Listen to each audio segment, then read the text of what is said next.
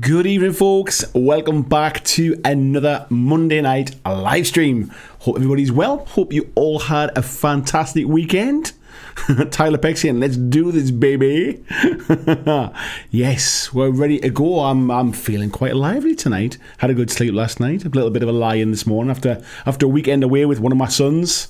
After my twin sons passed all of their A-levels, they're off to university in a couple of months' time. So I've kind of organised to take them away separately, have a little bit of a kind of a celebratory weekend. One of them likes going for a few beers, so that's what we did at the weekend. My other oldest son, not so much, so we've got a different weekend planned a little bit later. So yes, I needed a bit of a lie-in this morning, a bit of a catch-up. I'm not as young as I used to be, and my almost 19-year-old son certainly made me more than aware of that over the weekend. So yes, I'm feeling a bit more lively today. Let's have a look and see who we've got in the chat, and we'll have a little chat about what the topic is tonight as well. Topic's a bit more kind of newsy tonight, I think. I just thought we'd come up with something I wanted to talk about, and something that I feel kind of is just sort of distracts from all the other big news that's going out there, shall we say, from bigger manufacturers.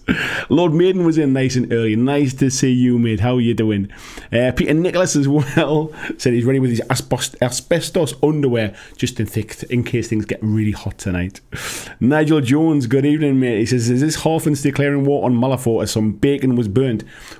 Randomly, mate, we may mention bacon as we talk about Malifaux tonight in a very kind of weird tangent, but we'll get there. Hello, Tall Mark Greybeard, how are you doing? We've also got, as those folks having a good chat tonight, Ortega, hello, watching this in the rerun, fella. Hope you're very well. We've got Ice Moon in tonight as well. Good evening to you. We've also got, as he scrolls down the chart, Nigel Jones was just saying, I know Andy's done some videos on a lot of different games. If he hasn't made on the Malifaux cruise, perhaps it's time he did. I did do a beginner's kind of lore video for Malifaux. I did that a little while ago, but I must admit I haven't done anything on the cruise. But when I read your comment, I have made a little note of that. It's something I'd actually quite like to do. So yes, no doubt we'll do that in the very near future. Blizzards, hello to you, fella, or Olos, as he says there. Christian Reeves, good evening, sir. Hope you're very well. We've got Tyler Peck in. We've got Marcus the Super Pumpkin Man. We've got Paul McElroy, good evening to you as well. Christopher Hill says, woot, got off in time to catch one live. Nice to see you in as well. Where else are we up to? We've got Jacob, says hasn't been following hobby news all that closely lately, so we're looking forward to this stream. Yeah, I think I'll throw one of these in once in a while, a little bit of kind of hobby news and stuff. I could just kind of very quickly tell you what the news is, but I want to kind of go into it a little bit deeper, and it's going to be the stuff that I'm excited about as well. It's not just me going, oh, there's a new box coming out for this game, and there's a new box. I want to tell you the stuff I'm excited about, and the stuff I want to talk about tonight is stuff that's kind of, it's on my excitement meter. So we've also got Jill Monroe. Good evening, Jill, nice to see you in. Kyle Rowan, good evening, Kyle. Hope you're doing well, sir, as well. Or is it good afternoon for you? I'm trying to think of the time difference now over in the States. We've got Scott Latham, good evening, mate. We've also got, as I'm scrolling down here, Ed Handley. Hello, mate. Nice to see you back again. Silver MK. Aye, so will you be charting us all up? Charting us all up. I don't know what it means by that, but nice to see you, mate. I haven't chatted in a little while. Chatting us all up. That's why he's just corrected it afterwards there. Ice Moon says, new overlay. I thought, do you know what it is? I had a little bit of time this afternoon. I just thought I'd try something a little bit different. It needs a bit of a freshen up, I think. So this is the first stage in just kind of changing things up a little bit. We got Bobby Clark. He's painting nice shiny gold Necrons today. Tony Howell, good evening to you, sir.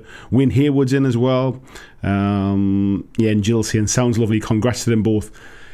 Yeah, just got to pay for university now and pay for accommodation and all that kind of stuff. I don't even want to think about it. The joy of having twins who both go to university at the same time. Yeah, it's not like I didn't see it coming for the last kind of 18 years to try and save for it, did I? Spanky Taz says, why are you buggers, one and all? Good evening. Yoakum, good evening to you, mate. Had a game of Rumble Slam this weekend, and it's been a while since I laughed that much. It is a fun game, mate. Yeah, you certainly couldn't kind of consider it a competitive game, but it is designed for fun 100%, and at the end of the day that's what we all want, don't we? Ice Moon says a weird tangent. It is a weird tangent, mate, about the bacon. Lawman said he's good. How are you? I'm very well, thanks very much, mate. Got George in as well, Glenn Griffin, Derek Hodge. Nice to see all of you. Good morning, VJ there as well. And we got Carrie in also. So good evening, good afternoon, good morning to all of you from all over and all around the world. So tonight's kind of news topic, if you like, I want to talk about 2 or 3 things. I want to talk about Malifaux. So Malifaux has a new expansion book that's just been hasn't been released, it's just been announced. That's the word I was looking for. And I want to talk about that. And for those of you who are kind of into Malifaux and you know quite a lot about it, I'm going to explain about how this is going to change things up a little bit. And for those of you that are kind of Malifaux curious, shall we say, I'm going to explain why this isn't anything to worry about, why it's not a case of like, oh, I was just about to jump in and now it's all going to change kind of thing. And I'll also explain, if you're thinking of getting started into Malifaux, why now is as good a time as any, and some of the ways that you can get started. I also want to talk about Kings of War tonight as well. So Kings of War by Mantic, they're having a Kings of War month at the moment, and there's a lot of stuff happening this month. So I want to kind of recap on some of that, why it's Kings of War month, why again now is as good a time as any to pick up some new models if you're looking for Kings of War, and just kind of recap about why it's kind of it's quite hot at the minute. I think, like, not the temperature in the UK, I mean kind of like Kings of War is quite hot at the minute, and I'll explain about all that. And I also saw a little sneak peek tonight from Atomic Mass Games as well about something that's coming up for Marvel Crisis Protocol, so I've got a little picture of that as well to talk about. But I'll break it up in a little bit. We'll keep going back to the chat. We'll keep it nice and interactive and nice and lively. If you have any questions as we go through the stuff tonight, if you just type at BlackJack Legacy, it highlights it nice and big on my screen. I can make sure I answer any specific questions. I'm sure there's other people in the chat will help you out as well. But if you want to ask me about anything that we're talking about specifically, if you want to ask me about anything that we're not talking about, maybe you want to know more bacon chat, just reach out, let me know in the chat. If you're new here, if you've never been to a stream before, this is your first time and you're sitting there quite quiet in the background, just type into there, just say hello, let me know who's in the chat tonight. And if you haven't already subscribed, it'd be awesome if you click that subscribe button. So we've also got a few new ones as well just coming in. We've got Al Cluley, nice to see you, and nice to see Michael Cowan as well. And Lord Maiden says, let's get to the hot stuff. George said he's been putting some Battle Systems Citadel together today. Looking forward to their dungeon crawler. Yeah, I think soon's probably optimistic, mate, but I think we'll probably see a Kickstarter for that at some point in the near future. We've got Busian as well. Nice to see you, lad. Peter says, sorry to say I've ordered new Kill Team, but at least I used Andy's Goblin Games link. I'm not sure if you did, mate, or if you did, it didn't go through, because I haven't had any kind of clicks from it. I haven't seen any payment things for it going through anyway. So, but thank you anyway for trying. Marco, hello, mate. He said after painting some Malifaux yesterday, he's on to Infinity tonight. Can't wait for Hulkbuster. Yeah. And Ed's seen a little thing from AMG. Carrie says, is Malifaux cheaper than other skirmish games? It depends on the skirmish game, and it depends how deep you want to go down the rabbit hole. But generally, it is, I would say it's probably one of the cheaper ones to start playing. But as you fall in love with it like I do, and you want to get everything that's out there, then the world's your oyster when it comes to buying stuff. Rob Brown, good evening, Rob. How are you doing, mate? Sylvia MK, saying the models have always interested me, but never quite got into Malifaux. I think it was the card mechanic I have not been sold on. The card mechanic is one of the best parts of the game, mate. It's such a nice change in it, and it feels so different from rolling dice like every other game. Tony Booth Leiden, good evening to you, matey. And George says, one thing I've got is Streets of Malifaux Terror Clips. I remember them, mate, coming out. Anyway, let's make a start. So we'll start with Malifaux Burns, which is the new expansion. I've got my notes here, which I need to flick up in front of me. The new expansion that has been announced by Weird Games. And I've kind of took some of the text from their announcement and stuff, and I'll explain bits of it as we go. What you can see on screen is the expansion is going to be a book, so the book will release, and inside this book is going to be lots of background information, kind of background lore, further in the story, which I'll come on to in a second. And as you can also see, is there I've just put a few kind of images in.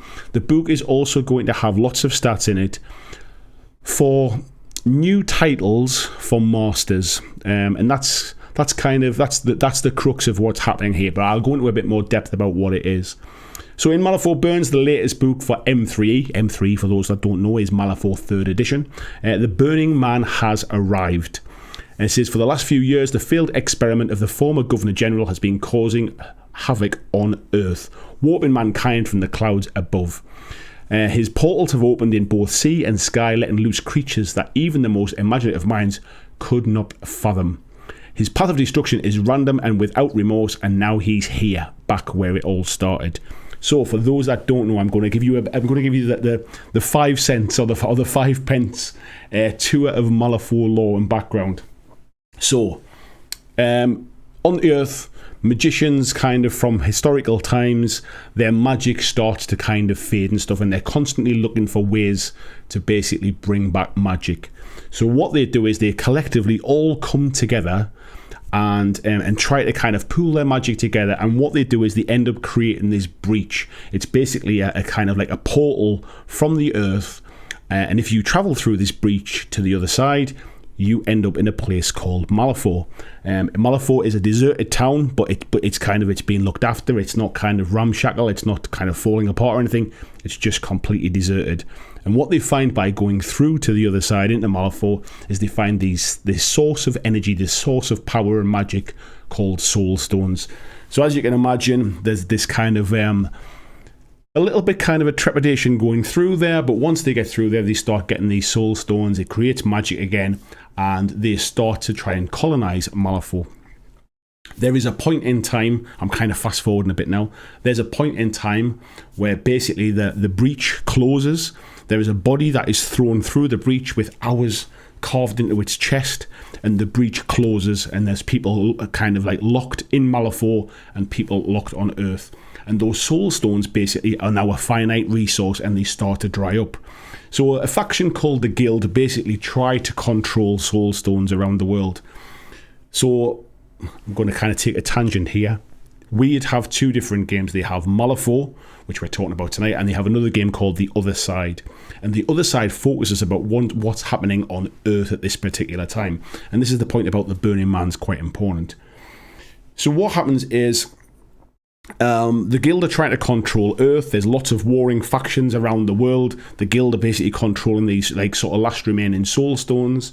And then what happens is the breach reopens again, and the Guild try to take control of the breach and take control of Malifaux and control all of the soul stones again, because they're now trying to fight on 2 fronts, trying to control the Earth and trying to control Malifaux. They become weaker because they're spread too thin, and the factions around the Earth start to kind of like rear up against them. So the Governor General of Malifaux, a guy called General Kitchener, he decides to try and create this thing to try and, how can I put it? Let's just say try and control the magic and bits and pieces and things. And he creates this thing called the Burning Man. Unfortunately, one of the factions knows he's going to do this, and they basically try to stop him. What ends up happening is they create this huge kind of effigy, this big burning man, which actually ends up Earthside. And due to a big earthquake in San Francisco, portals open up all over the place. And then all manner of creatures from Malifaux basically fall through. They come through from the sea, they come through from the sky, and there's this big attack on Earth. And the Burning Man is basically floating around the world, a lot of the time over London. So this is who the Burning Man is, for those that's not familiar. What's happening in this with Malifaux Burns is the Burning Man has now gone back towards Malifaux, and this is obviously causing some issues on Malifaux's side.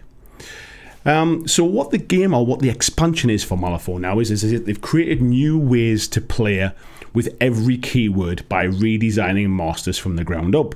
So for those of you that kind of are familiar with it, Malifaux uses these kind of cards, and here we have Molly Squidpiddge, and on the right hand side you can see how her card as a leader is now, and on the left you can see how her version will be in Malifaux Burns. And basically what you can see, if I can get my picture up so I can see it. So just at the top there where you can see her name there, Molly Squidpiddge, underneath it you can see it says Chaotic Conductor on the new card.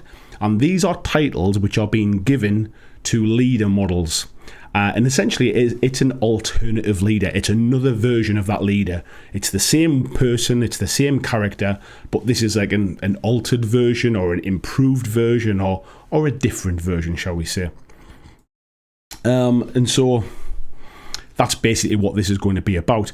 It kind of addresses some of the weaknesses as things have kind of grown over time. It probably also kind of sort of creates some extra strength in certain characters.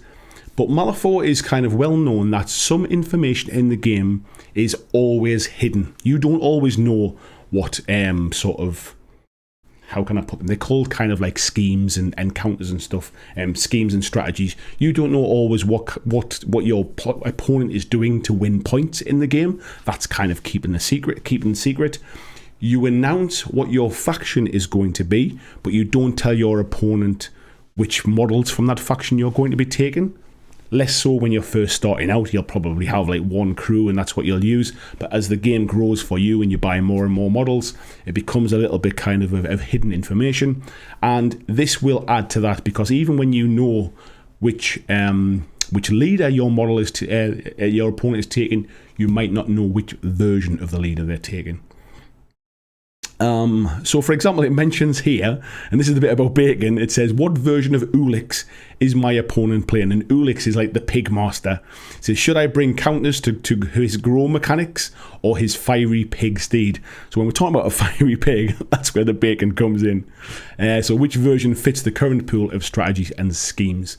So it means they're going to expand the way you play specific key words. And for those that don't know, here we have Molly's cards again, and you can see it says forgotten just underneath where it's got kind of the text there. The bottom line of the text says forgotten. So Molly has this forgotten keyword, and you choose your crews by choosing other models who also have the forgotten keyword.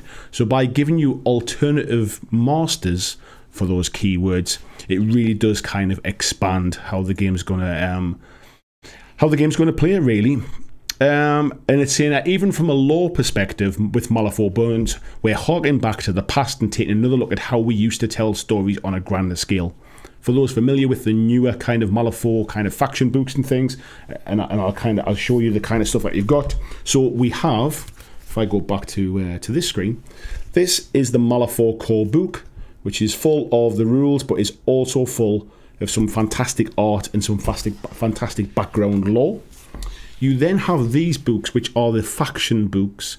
You do not need these to play, but if, like me, you're a big fan of the background lore and the stories and about Malifaux, this really goes into detail about the background stories for each individual faction. So they're nice to have for the factions you've got. If you're into the kind of the background stories, these are fantastic, but you do not need them to play the game.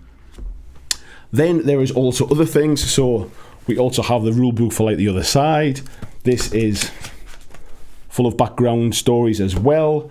We also have, if I can reach across these, they also do a Through the Breach, which is a Malifaux RPG, and inside this is as you can see, a nice thick book, huge amount of background lore and stories.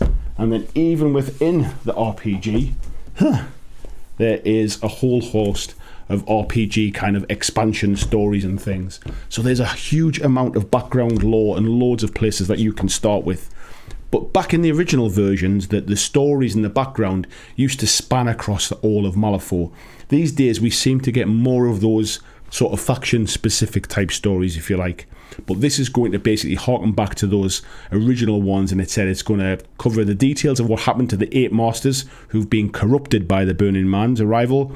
It's got the largest single story ever written for a Malifaux book, and create new ways to play for 54 different masters. And you can pick up the Malifaux Burns expansion book and some more stuff as well during Gen Con. And if I can remember, I've kind of put a little a tab open here to remind me when Gen Con is. Gen Con is the 16th to the 19th of September this year. And the official release for this and all the other Malifaux content, it hits the store shelves in October. So this is a nice little kind of sort of pre-warning for this. Now, if you've never played Malifaux before, there's a few ways you can do this. One of the easiest ways I would suggest is, if we go back here, we now sell these starter faction boxes. So this is the Outcast starter faction box. If I can get that to zoom a little bit, or to focus even. This is the Outcast one. I've got another one here for the Bayou as well. The Bayou is like the kind of the Gremlins. And then there's another one here as well for the Explorers Society. And what comes in these boxes basically are a henchman. A henchman is kind of like an underboss, like a second in command, who can be used as a leader. And all of the models that come in these boxes are what are called versatile keywords. That means they can be used with any of the masters from that particular faction. So for this one, for the Explorer Society, it doesn't matter which master you like, you can use the contents of these boxes. Now, one quirky little thing that people might not know is there is a little kind of variation of Malifaux called Henchman Hardcore, and essentially it is a 30 soulstone or 30 point game, and these boxes are perfect for being able to play that kind of low point version. So if you and a friend wants to dive in, pick up one of these each, and you can play a kind of like an entry point level of Malifaux to get you to grips with the rules. Then what you can do is you can buy the particular kind of factions and stuff that you like, the masters and bits and pieces as well. The other way to do it, you can buy some of these core boxes. So these core boxes come with a particular faction. This one's the Guild for Lady Justice. Lady Justice is one of the masters, and then it comes with a number of models inside as well. What I should also mention as well, the models you get in the core boxes are multi-part. You need to build them yourself. The models that come in the starter boxes are already pre-built. They're pre-assembled. So you can see there's 4 in there. You get a faction deck as well, a faction kind of themed fate deck. You get some tokens, and you get a measuring template in there as well. So those are kind of your easy ways to start. Basically, you can either buy a core box or a couple of core boxes, one for you, one for a friend. If there's a particular faction, a particular master you like, if you're just kind of starting to dip your toe in, you can also have a look at some of these starter sets. So that is kind of the Malifaux stuff, if you like. Let me dive into the chat here and see what folks are saying, and see what they're doing. Where are we up to here? Joe Hadfield, good evening. He said he's finishing up some of his DUA for Malifaux. DUA. But my mind's gone blank now. She's looking forward to Malifaux Burns. I can't wait for it. I love the background stuff. I love just reading the stories. I love the Breachside broadcasts and the what they call the other side stories and stuff like that. I love all of that kind of the free podcast stuff that they do. I'm just looking forward to finding out more story as well as playing the game. Peter Senior, you decided to get the kill team because the guards will get scalped. I know what you mean, mate. Lord Maiden's saying it's about £50 to £60 for a crew box. It's actually a lot less than that, mate. A crew box is about £40. If you buy through my Goblin Gaming affiliate link, you can buy them for about £32 to £35. So a crew box is actually not as expensive as you'd think. I forget how much these starter boxes are. I'd have to have a look at that one. But yeah, crew boxes are kind of less than £40, mate. Certainly UK wise. Paul said he had his first game of Malifaux last week. My head is still melting. It's not that difficult, mate. It's a bit different from other games with the card mechanic. So I think if you take the card mechanic to one side, the game itself's actually not too bad. And I think the strategy and the depth comes in as you start to kind of learn interactions between keywords and things like that. But from a basic game, I guess it's like learning something completely new, because learning the card flips and then learning all of the keywords and stuff is a bit of a change. But honestly, it sinks in quick. Tony says, I love the Cult of the Burning Man from the other side. Look forward to seeing the minis from Malifaux. Yeah, so that there's more minis coming as well. Red Rose Wargaming, good evening. Anna, Tasty Brain Drain saying hello as well. Peterson, he just made the order tonight. That's why I haven't seen it, mate. Yeah, I obviously haven't looked since I started the stream. Let's have a little down here. Jill says, fairly sure Andy forgot to say it. The Guild, the universe is good guys. Good guys is stretching the truth a little bit. They're good guys, a bit like that Mitchell and Webb thing where we're going, are we the bad guys? I think it's they think they are the universe's good guys. Let's put it that way. Christian sharing the link there for supporting the Patreon from as little as $2 a month. Thank you very much, Christian. Jason says didn't take long to get to the bacon, and Silver saying yeah, bacon's good for you. Yeah, when I read it, I thought, well, that's there's the bacon chat sorted for tonight. We've got a flaming pig. Peter saying not so good for the pig. Time to bacon. Tushar, good evening. This is your bro. What do you call bees in the US? What do you call bees in the US? I assume you call them bees. Previous bacon events. A USB, oh my god. Andrew Bowen says, nice, I made it. Nice to see you, Andrew. Ed says, did you buy an entire RPG system just to get lore for a war game? I'll be perfectly honest, mate. Weird sent me over the core book, and then when I saw how much was in it, mate, I've been buying expansions myself for it. So yeah, I'm hugely impressed in it. But if I can, it is a really, oh god, I've got so many books on my desk now. It is such a meaty book in here, and the stuff that is in it is unbelievable. I would love to be able to run an RPG. I'm not really the kind of person that runs RPGs. I'm certainly not experienced as a kind of like a dungeon master type thing. But the background in it is beautiful. I love it. Peter saying greetings from Greece, and you're on the holidays as well, and he's still tuning in. Jill says, I'd love to find a group for the RPG. None of my friends are into it. It's like Warhammer Fantasy Roleplay, likely to be a game I never get into. Yeah, I know exactly the same. I don't know anybody kind of locally who even plays RPGs, really. I mean, I do a little bit of Dungeons and Dragons with some of the folks from this group, and we do it over Roll20, but I don't know anybody who role plays, never mind to play the Malifaux one. Let me scroll back over a little bit. Ed says the starter boxes are chunkier than I thought they would be. Yeah, they're good, mate. You basically get 4 models in them, so you get a henchman plus like 3 minion type characters, so like a named one and maybe a couple of kind of minions if you like. The fate decks are really nice. I'm in the middle of recording a video about the starter boxes actually, so we'll get to that at some point. DUA. I was thinking it was. I just saw that saying DUA is one of the keywords for the Explorer Society. It is. I was trying to think it was initials for something else, and I couldn't think what it was. Tim Cavity, good evening, mate. Jez Hunt, hello to you as well. Tolmort says, great going to get a couple of starter sets and a rule book.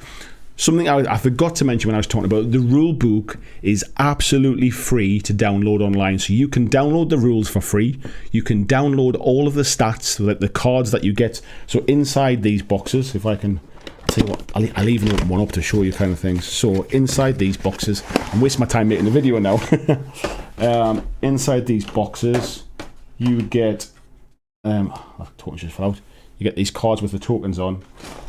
You get a nice themed fate deck. The models are pre-assembled, as you can see in there, but then you also get the stat cards and some upgrade cards and things like that.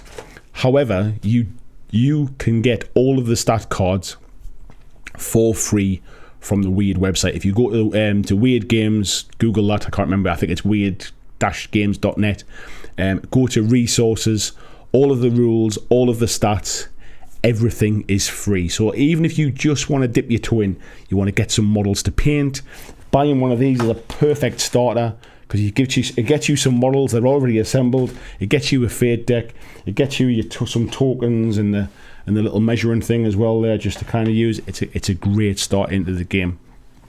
But the rules themselves are 100% free if you just want to get started. I personally would still recommend buying the book because it's got a fantastic background lore and stories in it as well. Joe's saying DUA is the Ivan and the Shadow Lads. Yeah, I completely forgot about that, mate. I was trying to think, does it stand for something? I was trying to think what faction it was. Like, was it a box or something like that? I completely forgot. David says, hello David Gamble. He says, you've probably already discussed it before, but I have to know, are you a Rams fan? And 2, if you're a Rams fan, how that came to be. I am a Rams fan. Helps these. It came to be really simply that back in it must have been the 90s, American football became kind of like, it kind of got exported over to the UK. It used to be on Channel 4 on a Sunday night. I used to watch it with an uncle. My uncle was a Washington fan, or Redskins fan as they were then. And we just kind of picked a team each, and I picked the Rams, and I've been a Rams fan ever since. I think from a UK perspective, it's one of those things where when it comes to sports, you have one team and you don't change your mind. Like when it comes to football, like our soccer, our football, you kind of pick your home team. Wherever you're born kind of thing, that's your team, and you just stick with them for life. You don't chop and change kind of thing. And it's just kind of been like that with American football. I picked my team. I was probably must have been about 10, something like that. I picked the Rams, and the Rams have been my team ever since. So it's not like kind of I'm not kind of like a recent convert or anything like that. I've been a fan of American football for a long, long time. I played a little bit of it when I was kind of in my late teens. We had kind of like UK leagues and stuff like that. I played a little bit of American football. But yeah, I don't really watch sort of Premier League football anymore now. I subscribe to the NFL Game Pass, and I watch American football now. That's my sport of choice. Lord Maiden says, you're forgetting that I said the small rule book and a card deck as well as the crew box. I didn't hear you say that. A small rule book and a card deck as well as a crew box.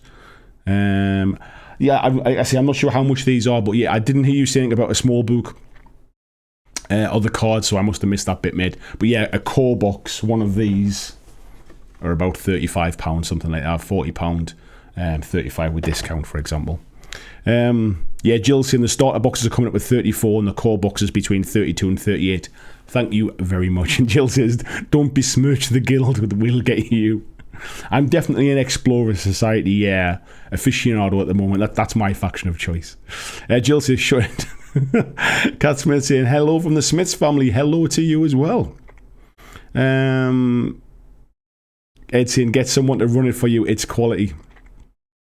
I don't know anybody that even plays RPGs. That's what I was saying. Corbin Govers, hello. Says, just waiting on the Neverborn one. Yeah, not too far away now. I think I've been fortunate to have been sent this Bayou starter box. So this one's coming out. I think it's September. It could be. But this one's the next one to come out, I think.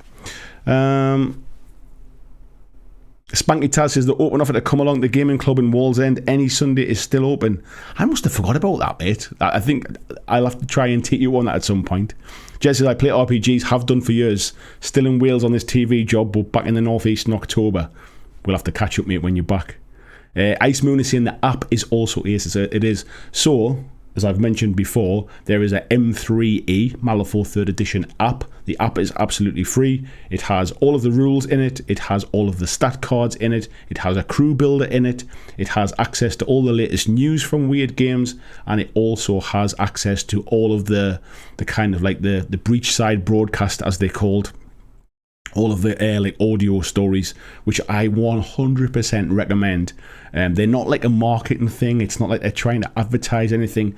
Each one is just a story about the world of Malifaux, and some of them are in like 2 or 3 parts. But I absolutely love it. I've got it on my podcast kind of thing. I get it downloaded every time a new one comes out. People having a bit of a chat there. Christian sharing the link there for some OG t-shirts and hoodies. Thank you very much, mate.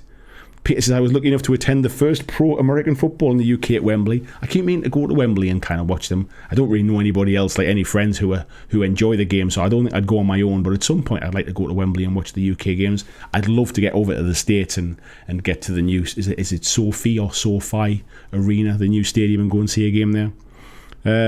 Spunky saying, I saw my first NFL game on TV way back in the 70s. World of Sport. Seen being a Cowboys fan ever since. And Chris says, I remember watching Trans World Sport, but it was Sean Kabaddi on that. I remember that as well. Random sports from around the world. Marcus says, that's not true. There are several RPG nerds in this group. There are in this group. When I say I don't know anybody, I mean I don't know anybody face to face locally. I don't know anybody that kind of plays. I know plenty of you lot do, that's for sure. Jacob says, it really comes through. Andy loves the weird universe. Malifaux was the first game I ever really kind of played seriously. I started in the hobby by buying Space Marines just to paint at home while my kids were in bed, kind of thing. I had a trial game of 40k when I'd painted all these minis up. Absolutely hated it. Sold my Space Marines the next day, and then went online and looked to see what else there was. And Malifaux was the thing that kind of caught my attention. I loved that kind of Victorian steampunk horror aesthetic to it. I picked up some miniatures. A couple of guys that I kind of met at the gaming club, They picked up a couple of like crews each as well.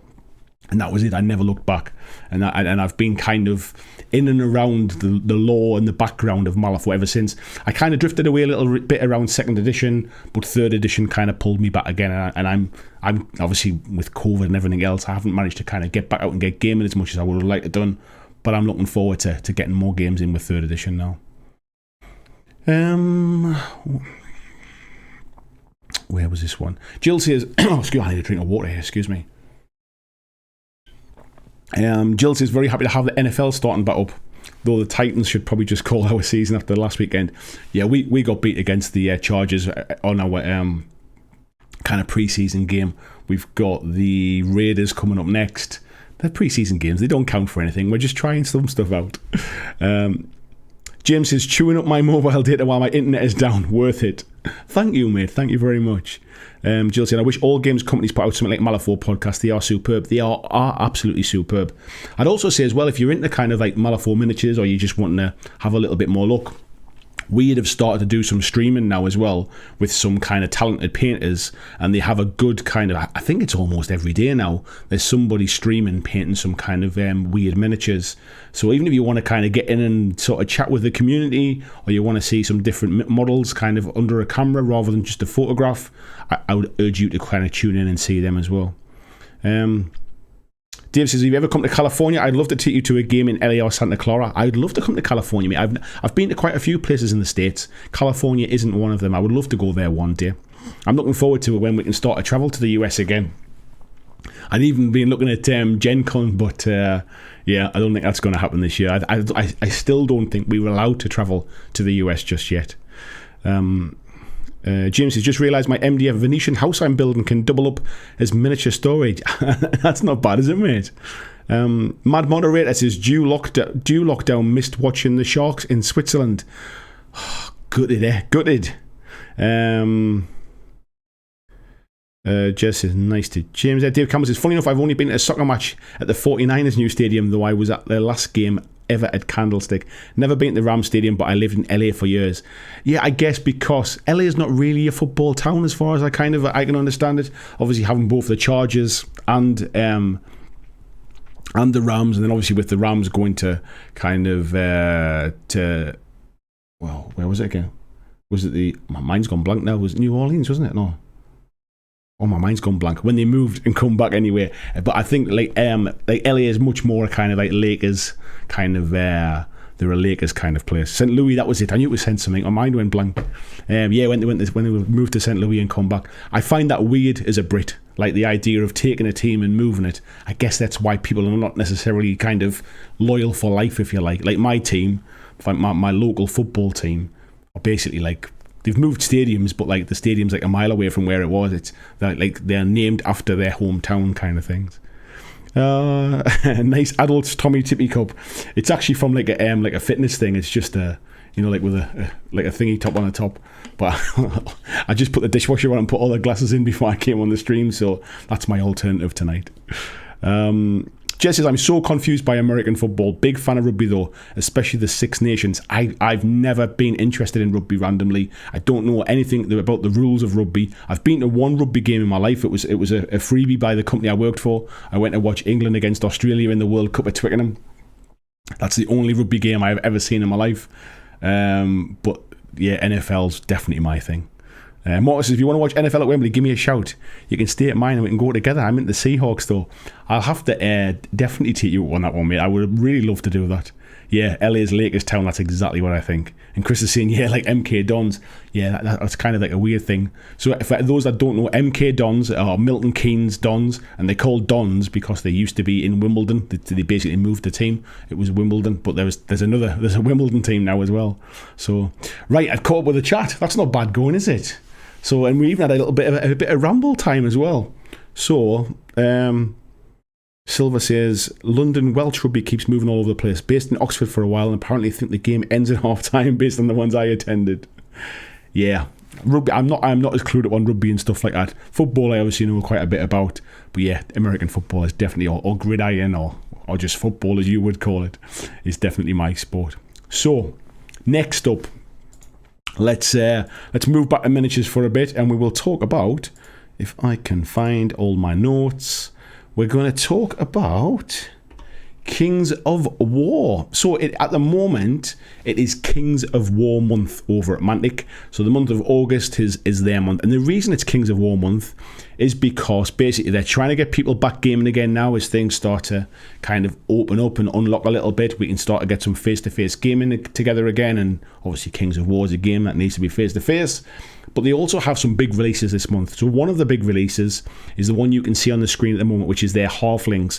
This is a brand new faction for Kings of War. Halflings used to be part of the League of Rhodia, which was kind of like an amalgamated faction type thing. But this is the first time Halflings have had kind of their own models and their full range, if you like. So there is a free beta army list, which is available for free, as I said, on the Mantic website, but these have gone up for pre-order. The big picture that you can see at the top there, that is the Halfling Mega Army. It is priced at £110, and it comes with 60 plastic Halfling Infantry, 30 plastic Halfling Cavalry, a PVC Sorcerer, a PVC Greedy Guts, a PVC Feastmaster, a PVC Halfling Iron Beast, and a Resin Halfling Engineer. And it also comes with all of the bases that you need as well. You can see the two pictures at the bottom there.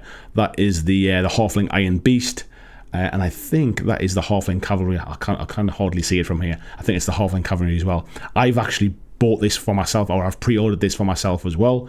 So I've bought mine through my Goblin Gaming affiliate link, and I've got that for £88, I think it was. So what's that? 95 models, including that big beastie one, for £88.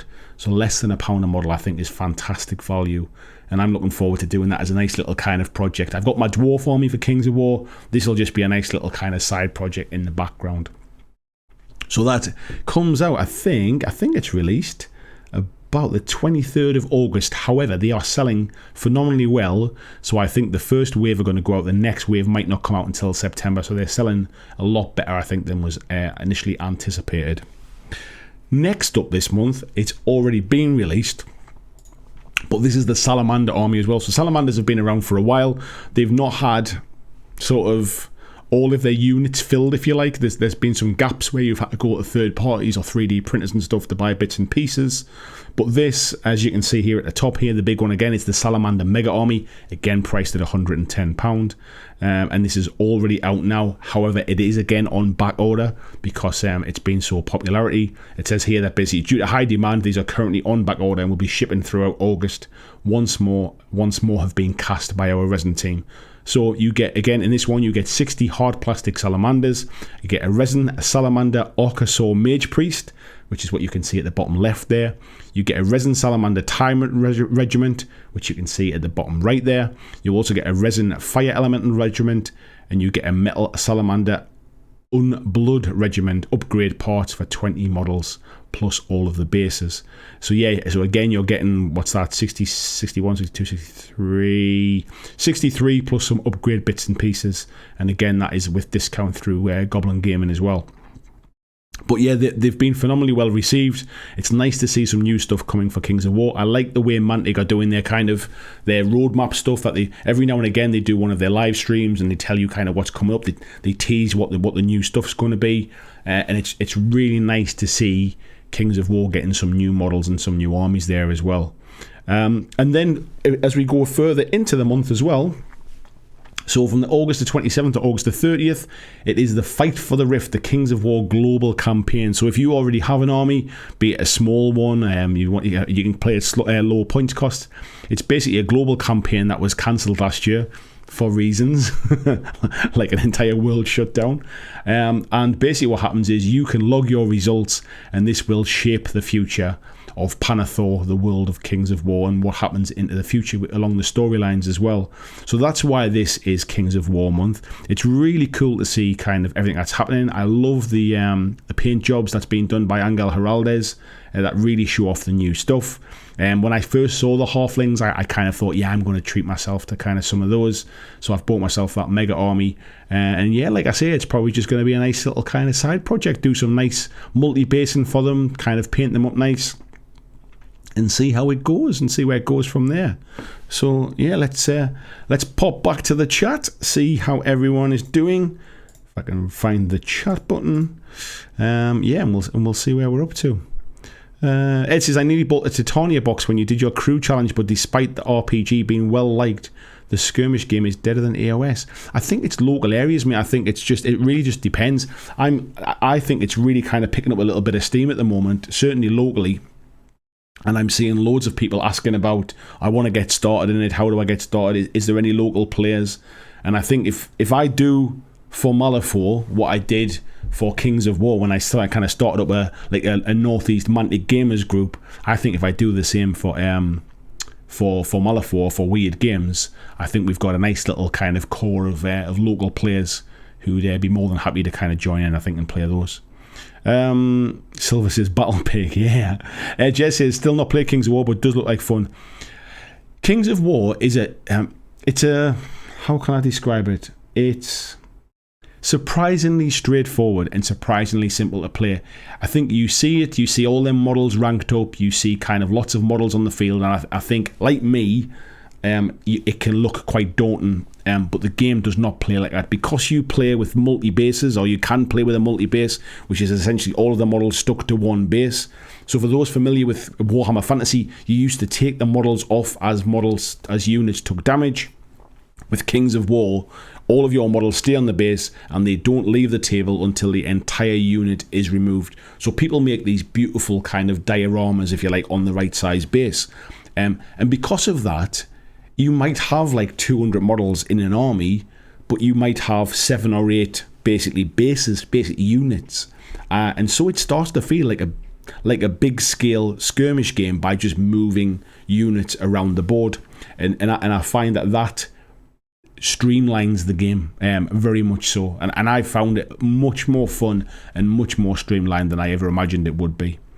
Jason saying, yeah, a lot of plastic for the price. And Jason saying, War Pig, halflings gathered in their masses. There's some other awesome models as well coming for the halflings. I didn't even show them tonight, but yeah, we'll get to them at some point, I think. Silver says, I have had each rule book for each edition of Kings of War, but still never played. The new Kings of War rules, again, are free online. Mantic always free with their rules. If you want the really beautiful Kings of War 3rd edition rulebook, it's about that thick. I would get it, but it's upstairs because I've been reading the background lore again recently. It's got some fantastic background lore in it. It was one thing that was always kind of aimed at Kings of War, was that the background wasn't that strong compared to something like 25 years of Warhammer Fantasy. But with 3rd edition, that's really been amended, and there's bags of background in that new rulebook. I say new, it's been out for a few years now. And then you have companies like Winged Hussar, who also do like novels now as well, set in Panathor. They have some set in the Warpath universe as well and stuff as well, and they're starting to expand out the Mantic kind of backgrounds to their universes now. Hope Liz says PVC greedy guts. The Mad Moderator says, bought the Vanguard from Mantic after seeing your videos, waiting for winter to assemble and paint them. Got the Kings of War 2 player set as well, but got hammered for tax. Bloody Swiss. Tax is a pain in the backside at the minute as well. I can't even comment on it. I don't know what to say. We're quite fortunate in the UK for all we've caused this problem as a nation with Brexit and everything else, and I guess the pandemic stuff hasn't helped with their shipping costs. But because a lot of these model companies are in the UK, we tend not to get hit like with the tax side of things. But I can imagine anybody buying outside the UK, it must just be a guess what you're going to pay for this stuff. Fiery Lizard Man. Jill says, trying not to look at all the new Mantic stuff. I have an Ogre army, and those are OG from the first Kickstarter. We're never getting new models for that. My first army was OG Dwarfs, pretty much the first army that ever came out by Mantic, and before they even had a Kings of War rule set. So yeah, there's nothing wrong with using the older models. The Ogre ones are still pretty good. Jess says, oh, Tasty Brendan says, did I miss the Mage Priest? I think I showed it, mate. Is that not? Let me go back. Was that the Mage Priest there, bottom left? With the big flame thing in his hand? I think that's the one. I could be. I'm squinting a little bit because the screen's quite far away, so I could be wrong, mate. But I think that's the one for the salamanders. Jill says, Belter, I'm glad Mantic is selling well. Yeah, and Jill says, the Salamanders are lovely, really nice faction. Been a while since I liked every model in a faction. Yeah, Salamanders are nice, and I really do like the new ones. Silverson still painting my Orchestra, Goblins, and Abyssal Armies for Kings of War from 2nd edition. They're all still usable in this edition, mate, as well, so that's not too bad. Yeah, Orc, not Orchestra. Lord Min says, they look cool. Do I wait for another army, or do I go for the Salamanders? I think, to be honest, mate, it's just a case of just if you like something, if you can see something that you like and you fancy painting, just then just enjoy it, mate. Enjoy it. That's what hobby's about. It's all like, I know people kind of get a bit hung up sometimes and they go, oh, I'm not buying anything for that because I'll never play it. But like, if you're like me, I paint and build models and read the background lore way more than I ever get the chance to play games. Like, I've got a family, I've got a job, I've got responsibilities and stuff. It might be like 11 o'clock at night, or it might be 12 o'clock at night, but I'm sitting painting, or I'm sitting reading, or something like that. These days, I worry less about whether I'm going to get to play a game or not, and I worry about, well, not worry so much, but I'm concerned more about whether I'm just going to enjoy it. Is there something, like, for example, when I bought this, Lady Justice core box, I bought it purely because I just wanted to paint the models. I wanted to paint the Lady Justice model.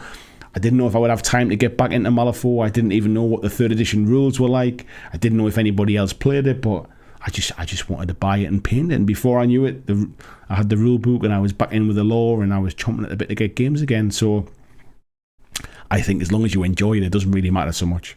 It's obviously better value if you do get to play the game as well, but it's a hobby. It shouldn't.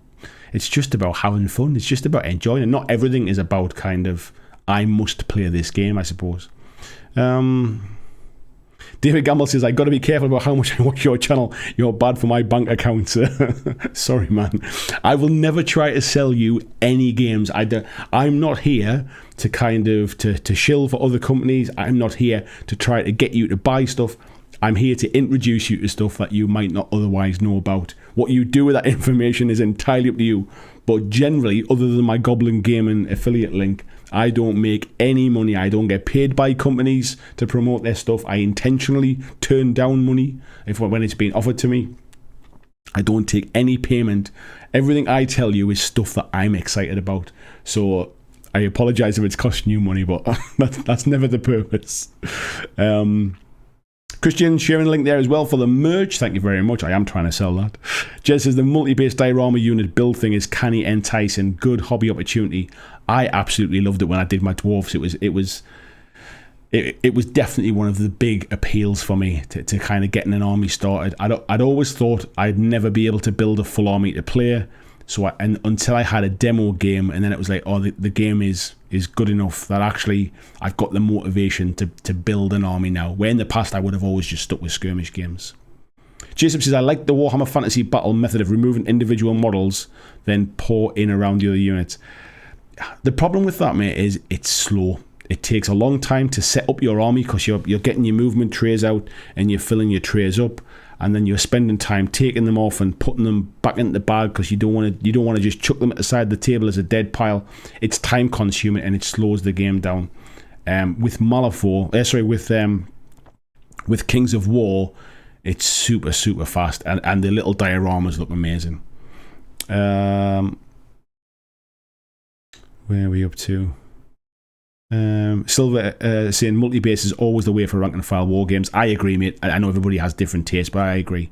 Ed says Warhammer Fantasy Battle had the Warhammer Fantasy role player for lore. That's kind of cheating, given the enemy within alone contains more lore than most games ever got. To be honest, I mean, Mantic have got Kings of War is getting an RPG as well, getting a roleplay book, which is being written by Red Scar Publishing. I think it was kickstarted a little while ago. So yeah, I mean that's going to expand the background as well. Matthew, hello to you as well. So he's building his Ratkin on multi-bases. Nice one. Jez says gaming is an occasional side effect of painting minis and making terrain. It kind of is for me. I would love to play more, but I enjoy just being part of everything and being part of the communities, and if I can do that by painting models and getting interested in games, like, I'd obviously want to play more, but it's quite a commitment. It takes up a lot of time. Peter says, I'm collecting AOS for the plastic, but playing fantasy games, I think Kings of War is the one for me. Jill says, yeah, come join the Patreon and pay Andy for the pleasure of him ruining your bank balance. Thanks, Jill. Thanks for the positivity there. Lord Maiden says, thank you. I now see that it's not just about if I play the game, but they kind of swear that I like the models. Yeah, I would never play a game that I didn't like the models for. But I would buy models for a game that I was never going to play because, like I say, it's just nice to paint them. It's nice to collect them. ER910, good evening, mate. It says I bought the Rune Wars starter and was thinking about multitasking the human side of the box. Multi-basing, I'm assuming that was. Tizzy Brindren says, I see the downvoter is back. I love downvoters as well. Downvoters, feel free. I don't mind at all. YouTube does not care whether you'll thumbs it up or thumb it down. They basically, and to be honest, if I got a video that had loads of thumbs down, it would probably be seen as really controversial and it might get loads of views anyway. I'm not bothered. My skin is far too thick to worry about downvoters. Tony says, the Kings of War slow grow that Andy ran the first time I ever had a bash at Scenics. Don't play the game, but found a love for Scenic side of the hobby. I never realised, mate, that was the first time you'd done any Scenic stuff. I just assumed you'd been doing it for years. Wow. Praise indeed, mate, for that. Peter says, what a sad person. VG says, I'm very excited to get into Kings of War now that my War in the Hole set is all assembled. I'm up to the multi-base, and anyone got any good links or tips for base looks? I guess it depends what you want to do, mate. There's some stuff you can do with, like, if you want to do basic stuff, just like sort of like you can just like put sand and a bit of tufts and stuff and a bit of grass on the base.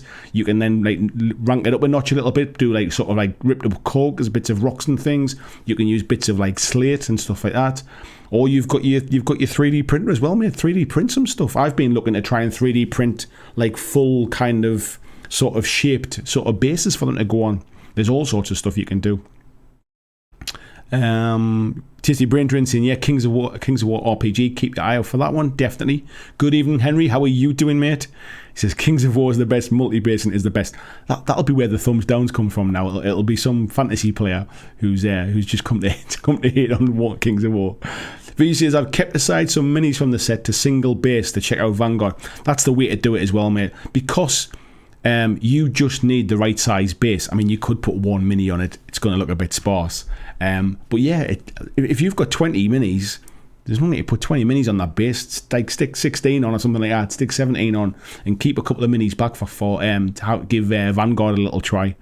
Derek says, I find the 20 mil square standard for Kings of War kind of restricting. There are a lot of models out there that just won't fit in well on the standard size bases. Do you mean they don't fit into the game well, or the models don't fit on the bases? He said, I like to have my figures based so I can use them for multiple games, so I don't use diorama bases. Yeah, I get that, mate. That's fair enough. I wouldn't be using kind of anything for other games for that kind of stuff. I tend to just, I want an army for Kings of War, and I want Kings of War to be as simple as possible to play, so if I just pick up a big unit and put it on the table and then pick it up and take it off, that for me is far more sort of usable, if you like, than trying to sort of take them all off and add them back on again. But there's ways to do it. Yeah, Silver's saying there you can add different bases to Kings of War models and slot them into larger dioramas. You certainly can, mate, yeah. Rob Farrelson, good evening to you, mate. Declan Canavan says, I must watch from the start. I'm on the fence about starting both Malifaux and Marvel Crisis Protocol, though Malifaux is one I've been on the fence about for ages. Your videos on it are amazing. Thank you very much, mate. Yeah, I kind of went into it a little bit. It's worth going back to the start. If that's the case, I kind of talked about some of the easier ways to get into Malifaux. Marvel Crisis Protocol is a game as well that I also absolutely love. I love the models and the background way more for Weird for Malifaux than I do for kind of Marvel. But Marvel gives me a little kind of like a nice warm feeling of kind of playing the movies and that kind of stuff as well. So when it comes to playing the game, it will be a difficult choice because I like both. But when it comes to kind of the hobby side of things, Malifaux wins hands down every time. The Mad Moderator says, what's the most fun Vanguard Warband set? Fun? I guess it depends on how you like to play. I quite like playing the Abyssals. I play the Abyssal faction when I play Vanguard, and I've really enjoyed playing with them. I haven't played with the Northern Alliance yet. I've played with Basileans. I've played with Night Stalkers. And have I played with anything else? I've played with Dwarfs as well. But I personally quite like the Abyssals. Matthew says, I will be so down for a Kings of War RPG. Well, it's on its way, mate. Keep an eye out for it. If you Google Kings of War RPG, Red Scar Publishing, you might find it. In fact, let me, in the background here, let me just Google it and see if I can find any more information. Kings of War RPG, and see if we've got any data about when it's coming out. So, I know it can't be too far away, I don't think. It fully funded. When did it? Late pledges are here. Let's have a look and see when it says about when is it due. I'm not sure when it's due. I don't know if I can find when it's due. Let's have a look. So it kickstarted back in 2019, and I am assuming that obviously the what's it called?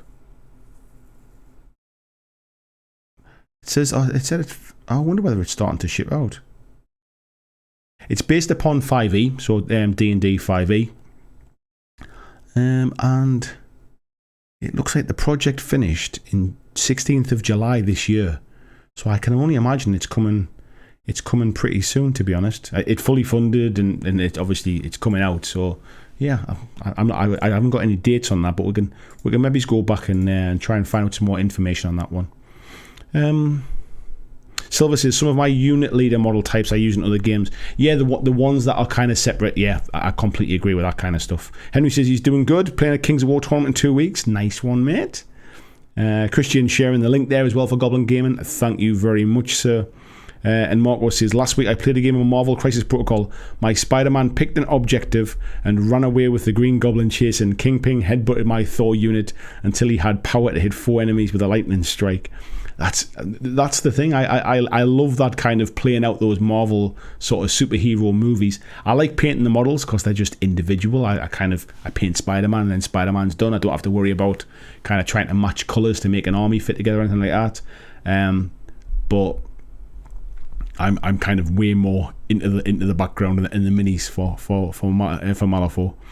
Scott says, I managed to get Northern Alliance Cave Dweller and a Water Elemental mini from the Mantic Bits box for £10. That's not bad going, mate, is it? While we're talking about Marvel Crisis Protocol, so here we have some new stuff coming from Marvel Crisis Protocol as well. And today announced was that Iron Man in Hulkbuster suit, which is the one you can see at the bottom. There's no date set for when it's releasing yet, but it is coming. The model looks awesome. It's one of those ones where I'll buy it just because I want to paint it. It absolutely looks amazing. So yeah, that will be coming soon. Top right, you can see, I'm going to pronounce his name wrong here, but is it Dormammu or something like that? Let me let me just get Marvel Crisis Dom. Let me get it. Somebody in the chat's telling me the name now. I can just tell. Dormammu, that's the one it is. I always kind of forget that name. So that one is coming soon. It is a huge model. I think it is the biggest model that will have come out for Marvel Crisis Protocol. It looks absolutely amazing.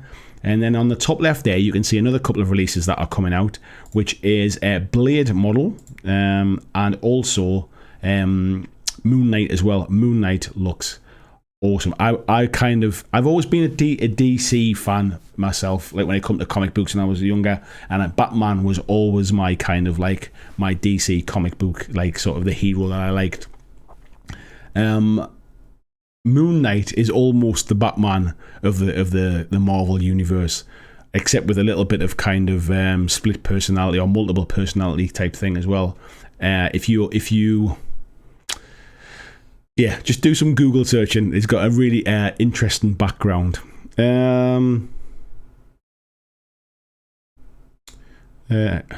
Dormammu, that's the one, mate. Thank you very much. Marcus says, I'm working on 2 RPGs right now. The first is a high fantasy ancient Greek campaign. The second one is a one-piece RPG using classic Marvel superhero RPG books from the 80s. Nice, mate. That fits in very nicely here as well. I must admit as well, so if I can remember the name now, Aconite Books. There's my memory working overtime. Aconite Books, basically, I've started to release some novels as well, based upon a number of different Fantasy Flight games, based upon some video games as well. So they've wrote some Assassin's Creed books, they've wrote some Marvel books, they've wrote some books based upon Arkham Horror, they've wrote some based upon Mansions of Madness, and what's the other one? The new Descent one as well.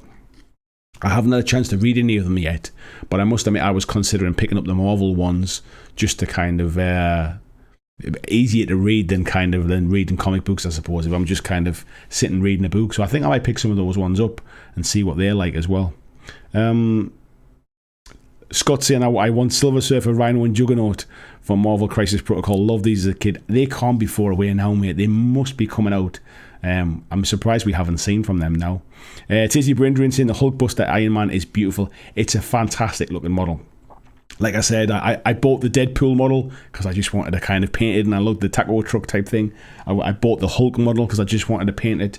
This is another one that I'll certainly be picking up purely just because it'll be nice to put a brush on it. Silver saying Silver Surfer inspired my original internet name, which has evolved over time. There you go, mate. I'm trying to think if Silver Surfer is already out yet or not. I'm not sure if it is, but I know with the Fantastic Four things and stuff, I wouldn't imagine if Silver Surfer's far behind. Mark says, looking at the Blade figure makes me want to customise him to look like Vampire Hunter. There's a new Blade movie coming soon as well, basically kind of rebooting it into the current Marvel universe. So I'm looking forward to seeing that when it eventually arrives. Obviously, the old Wesley Snipes ones, I'm still a big fan of. I remember watching them before Marvel was big. It was just a good... Oh, little fly, come here. Look, I've got the door open at the back. But yeah, it's I'm looking forward to seeing what they do with Blade again this time. And I think, if I remember right, there is Moon Knight coming as well. I'm sure I saw it, the first sort of like sneak photograph from filming the other day, and Moon Knight looks awesome in it. Where are we up to here? Hexy Beast, good evening, dude. He says, hello, fella, how are you doing? Nice to see you. VJ says, I love all the Spidey villains. Very keen for Rhino and Mysterio. Yeah, Mysterio's already out. I've seen a few people painting Mysterio, and they're doing absolutely fantastic jobs of them. Yeah, the Spidey stuff, I must admit, it's a lot. He had some much more sort of rounded villains, if you like Dr. Octopus and Green Goblin and all that kind of stuff. Edson, yeah, no Fantastic Four yet. Yeah, it's not out yet, mate. But I'm sure has it been talked about or something? Certainly with the new Fantastic Four film being on its way as well, it wouldn't surprise me if we start to see some of that stuff. Hexy B says, I've been so tight with Crisis Protocol because I've heard it has decent solo rules. I don't think it's necessarily got solo rules, mate. I think there's a couple of... Is there a couple of... I forget what they're called now, but like these mission pack things that you get for like store play and stuff. I think there might be like a solo rule for it, but I don't think the game necessarily has solo rules to play all the time, if you like. VJ saying, I love the chibi style of the Marvel Universe minis. Really want to play a Crisis Protocol rules, but with the chibi minis. Yeah, I can imagine that. You need the cards that come inside the boxes, like the stat cards and stuff. I'm sure you could kind of get them online and things, but yeah, I mean, there's no reason why not, mate. I mean, the other side of it, is if you get it on what's it called, Tabletop Simulator, you can get all the stat cards from there anyway. Hopefully says, Andy, have you seen the solo rules for Marvel? No, I must have completely missed them, mate. I must have completely missed them. Hexy Beast is also having a chat at UK Games Expo. It wasn't it. It was awesome to meet you. I hope the rest of your weekend was good as well. I had a good time, but I was ready for home by Sunday, I must be honest. Yeah, Moon Knight's a TV show. That's it. Yeah, not a film. It's part of the Marvel TV show stuff. And VG said it's impossible to get the Marvel United expansions in Australia though without paying through the nose. Oh, that's a shame, mate. And Tim saying, yeah, Moon Knight's series on Disney Plus. I've been quite impressed with Disney Plus, man. I must admit, with the stuff they've been doing around the Marvel universe. Morbius is also another great character. Yeah, the Morbius movie's coming as well. And I'm looking forward to that. So Morbius is something to do with Blade as well, isn't he? And basically he's the kind of vampire. As I mentioned before, DC was always my kind of thing. I'm much more clued up on DC than I am on Marvel stuff. Ed says they haven't trailed Fantastic Four. I'm not sure there's much chance of seeing them this year. There's a bunch of X-Men who are on affiliation cards. I expect first. Yeah, I agree, mate. So things like Juggernaut and stuff have already been talked about on affiliations, but haven't been kind of shown on any cards or anything like that. So yeah, that's some stuff that's coming up for Marvel as well. I'm excited about. Hexy Pieces was working hard demoing knackered by the Sunday. I practically slept on the train home. Yeah, I had to drive back, mate, unfortunately, and I was knackered when I got home. Lord Novas, good evening to you as well. They're having a chat with VJ. Right, excuse me while I have a drink and catch up a little bit. So yeah, that's kind of some chat tonight, really. I thought I'd do something a little bit different. Have a chat about some things that I'm kind of excited for, some news. I think whenever there's a new GW release, every channel jumps all over it and gets their knickers in a twist and gets really excited. And unfortunately, when there's new releases for other games, they sometimes seem to kind of fly under the radar a little bit. So I thought, bugger it, I'm gonna talk about the ones I'm excited about. I know the rest of the internet seems to be kind of kill team mad at the moment. It's not something I'm particularly interested in. I haven't purchased it myself. I don't really have any intention of getting it. But yeah, there's plenty of other stuff that I'm excited about. So that's what I want to talk about, and that's what I want to share. Robertson and VJ saying, check out a game called Super Mission Force. Will fit the United or really any superhero figs. Next one. Lord Min says, wait, Morpheus was a Blade villain. Wasn't he in the 90s Spider-Man cartoon? I don't remember being in the Spider-Man cartoon. He's something to do with Blade. I forget how he fits into the kind of Blade backstory or into the Blade universe. I might have even, and this could be completely wrong, I might have read that in one version it wasn't Morpheus, or Morbius I should say. Wasn't he something to do with creating Blade, like through Blade's mother? I forget now. Maybe I'm mixing it up with something else. I don't think it was in the backstory for the original Blade film, but it might have been in the comics, unless I've completely misread that. Jess says, it was good seeing what else is coming from other companies. Yeah, it's nice just to kind of show what's coming, really. I mean, nobody else really talks about it. It's nice to kind of see some stuff. I'm really excited to see how the story progresses and what the different Masters cards are going to look like. I know they're starting to kind of release some of that information now, so we can start to see what's happening. But I'm really excited to see the new models. I'm excited to see how the story progresses. And I hope, fingers crossed, I might be able to kind of get some stuff around Gen Con time rather than waiting until October. But it's only an extra month, to be fair. Timson, yeah, he was in the Spider-Man cartoon. Morbius, the living vampire, is an original Spider-Man villain. I'm sure I've read somewhere something to do with...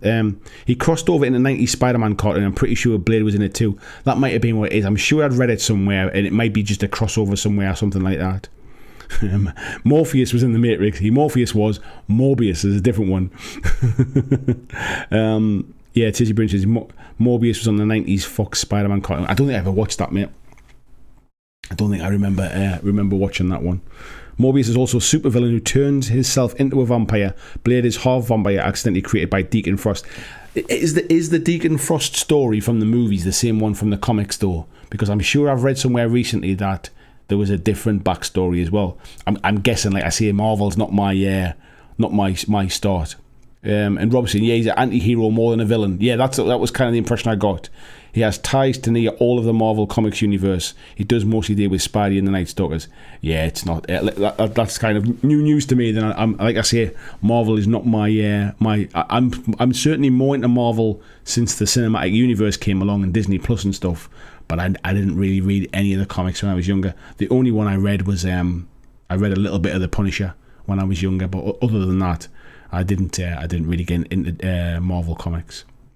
It was this cool Spider-Man cartoon, much like X-Men 90s. I didn't read them. I didn't watch the X-Men stuff either. I didn't really watch the X-Men movies, if I'm perfectly honest. But I certainly didn't watch the X-Men cartoons either. So yeah, I'm a proper heathen now. But yeah, like I say, Batman's definitely my thing. I've got Batman kind of graphic novels all over on my shelves over there. There's not one Marvel one there, that's for sure. Mark was saying, after painting the whiskey golem, I'm keen on getting the Halloween minis for Malifaux. They're superb quality. I've got last year's Halloween models, which I can see from here, which is the Pandora one. But yeah, I do like those kind of like limited edition ones that they do. Lord Main says the Punisher was a Spider-Man villain in the cartoon. Wow. Punisher's never really been a villain. He's a bit of an anti-hero, really. Morbius was an awesome artist from the 70s, inspired the look of Alien and 2000 AD and therefore 40k. There you go, mate. News to me as well. Punisher Max series is awesome, but never had so much red ink in one place. I can imagine, mate. Yeah, Deacon Frost was handled very differently in the movie. Maybe that's what the bit I'd read about, mate. Highly recommend watching the 90s Spider-Man and X-Men cartoons. Yeah, maybe one day. Christian sharing the link there for Amazon as well for my affiliate. Thank you very much, mate. Really appreciate that. Ed says, how many editions of The Killing Joke do you have? I think I've got 3 versions of The Killing Joke with different covers and stuff like that. I've obviously got all of the kind of year 1, Long Halloween, Death in the Family, Court of Owls, all that kind of stuff. They're all sitting there over there on the shelf and stuff. Rob says, I'm a DC fanboy from the 80s. You're not alone. Yeah, Batman is definitely always been my thing. To the point where I'm going to tell you something now. I don't think I've ever really told anybody. I used to have a Batman symbol tattoo on my arm here, which I got when I was 16, and I have since had it covered over with other tattoos. But yeah, I used to have a Batman tattoo many years ago. Yeah, James is saying X-Men cartoons on Disney Plus. I saw it on there, mate. I've just never got round to watching it. And yeah, and Jason says, anyone seen the Long Halloween animated movie? I have, mate. It's split across 2 parts, isn't it? It is awesome and really good. Hexy B saying, enjoyed the Killing Joke cartoon. Tim saying, Teen Titans on HBO Max is great. I love Teen Titans, mate. I actually like the Teen Titans cartoon, like the kids thing, but I also like Titans, which is it on Amazon or Netflix? I quite like Titans as well, actually. James says, my dad loved it, but we had to ban it after he kept Wolverine Claw attacking his sister. Did I say my dad? I meant he said my lad. Ed says, Killing Joke's my favourite. I love Marvel, but Batman is the best. Yeah, 100%. Batman's always been my comic. I was never really into Superman that much. I read a bit of Judge Dredd and stuff when I was growing up because I had an older cousin who was into kind of 2000 AD, and he used to pass on the comics once he'd read them. So I read quite a bit of Judge Dredd and the 2000 AD stuff and all that kind of bits and pieces. But I read them when I was younger, and some of the Commando comics and things. But when I was buying comics for myself, it was always Batman stuff. And I keep threatening to kind of, every now and again, I'll go back and I'll buy a load of the kind of graphic novels and try and catch up on the Batman story. And there's obviously loads I've never read. I like some of the, what they called again, like the alternative versions as well, where they are, is it called? I need to, there's a version where like Joker is Batman, and I forget what they're called now. They're not called Undead. They're called something. I forget what they are. Somebody will probably tell me at some point. Rob's saying I have the Sinestro core tattoo on my chest. Nice, mate. I like that. Dark Knight Returns. Yeah, Dark Knight Returns. Another one I've got there as well. What was the one I was just thinking about? The Man Who Laughed. Another great one as well. No, it's not Elseworlds I'm thinking of. No, definitely not Elseworlds. Brave and the Bold cartoon, yeah, I've seen all those, mate. Yeah, I love those ones. And the Batman animated series was fantastic. It kind of changed animated cartoons, I think, for a long. Wait, let me try and think about it. I'm trying to think what they're called now. Are they the Metal series? It might be. That's just come to mind. Let me Google it. It might be called. Yeah, I think it's the Metal series. And there's one called The Batman Who Laughs. That's the one I'm thinking of. Yeah, Google that. But the Dark Knight Metal series, I like those ones as well. That's the one I was thinking of.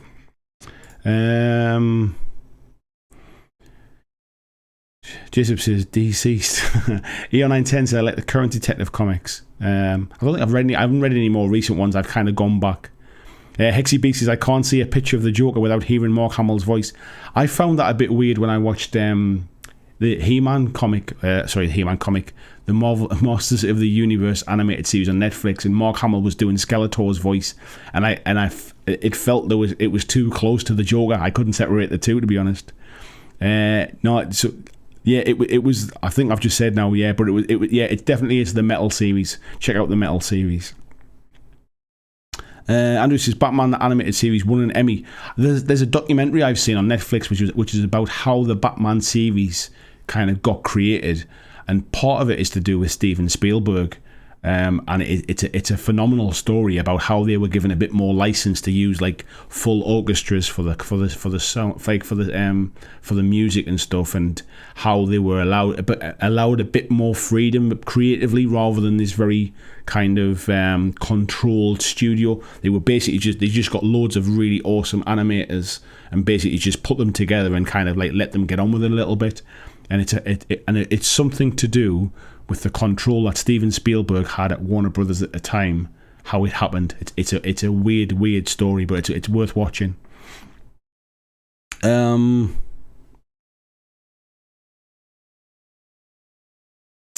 of the Future. I have seen Batman of the Future, mate. Jess says, I met Frank Miller a couple of years ago on the series I was doing leatherwork on. He was an interesting fella. Total nerd mind. I saw something recently about Frank Miller, and I think he's got a bit of a bad name these days within the kind of animators, kind of within the like comic book industry, because he released a bit of a weird one around 9/11 and stuff like that. Very kind of sort of, dare I say, racist. A little bit kind of. I don't know a lot about this. Is what I've read recently, because he was due to be at a comic book festival, and basically loads of people pulled out because he was on the list. So for all he's really popular, it's kind of like people are rebelling against him a little bit. But you can't deny that the work that he's done, like his previous work around Batman and stuff, was fantastic. Lord Min says the way the Joker shot a person was changed, and they made it worse. Yeah. So it's like I just tune in. First thing I hear is Batman is the best. Nice. As a side, the DC animated movies are just awesome. Justice League Dark movies are great. I've watched a lot of those, the animated stuff, and I must admit I've been really, really impressed with them. I don't think they get nearly enough sort of praise as the Marvel stuff does. I'm really enjoying the Marvel stuff at the minute. I love the What If series. I'm looking forward to another episode of that this week. But the DC animated stuff does not get the praise it deserves. Jason said I wasn't a fan of Mark Hamill doing Skeletor. Yeah, it didn't seem right. Andrew says Danny Altman. Was that the animator who did the other one? Christian says time for bed. Thanks Andy, and night all, and have a great week.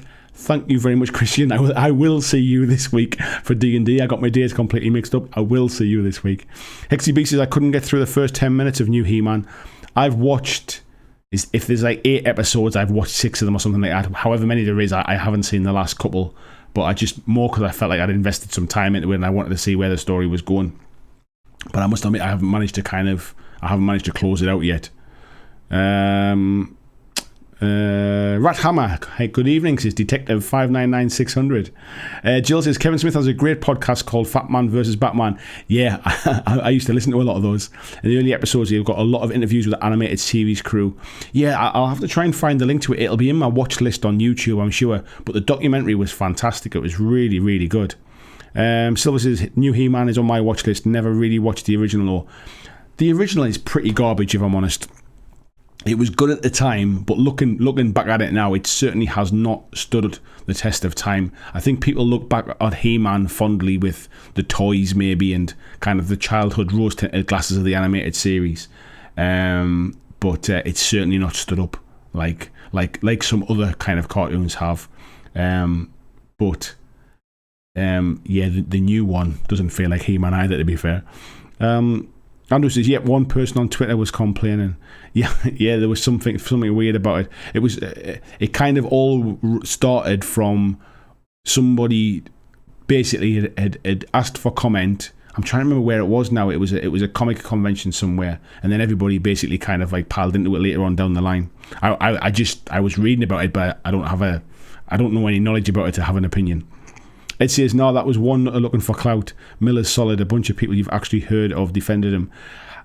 They might have done, but he still basically got kicked off the panel, basically, or kicked off the comic book convention. This was just recently, but like I say,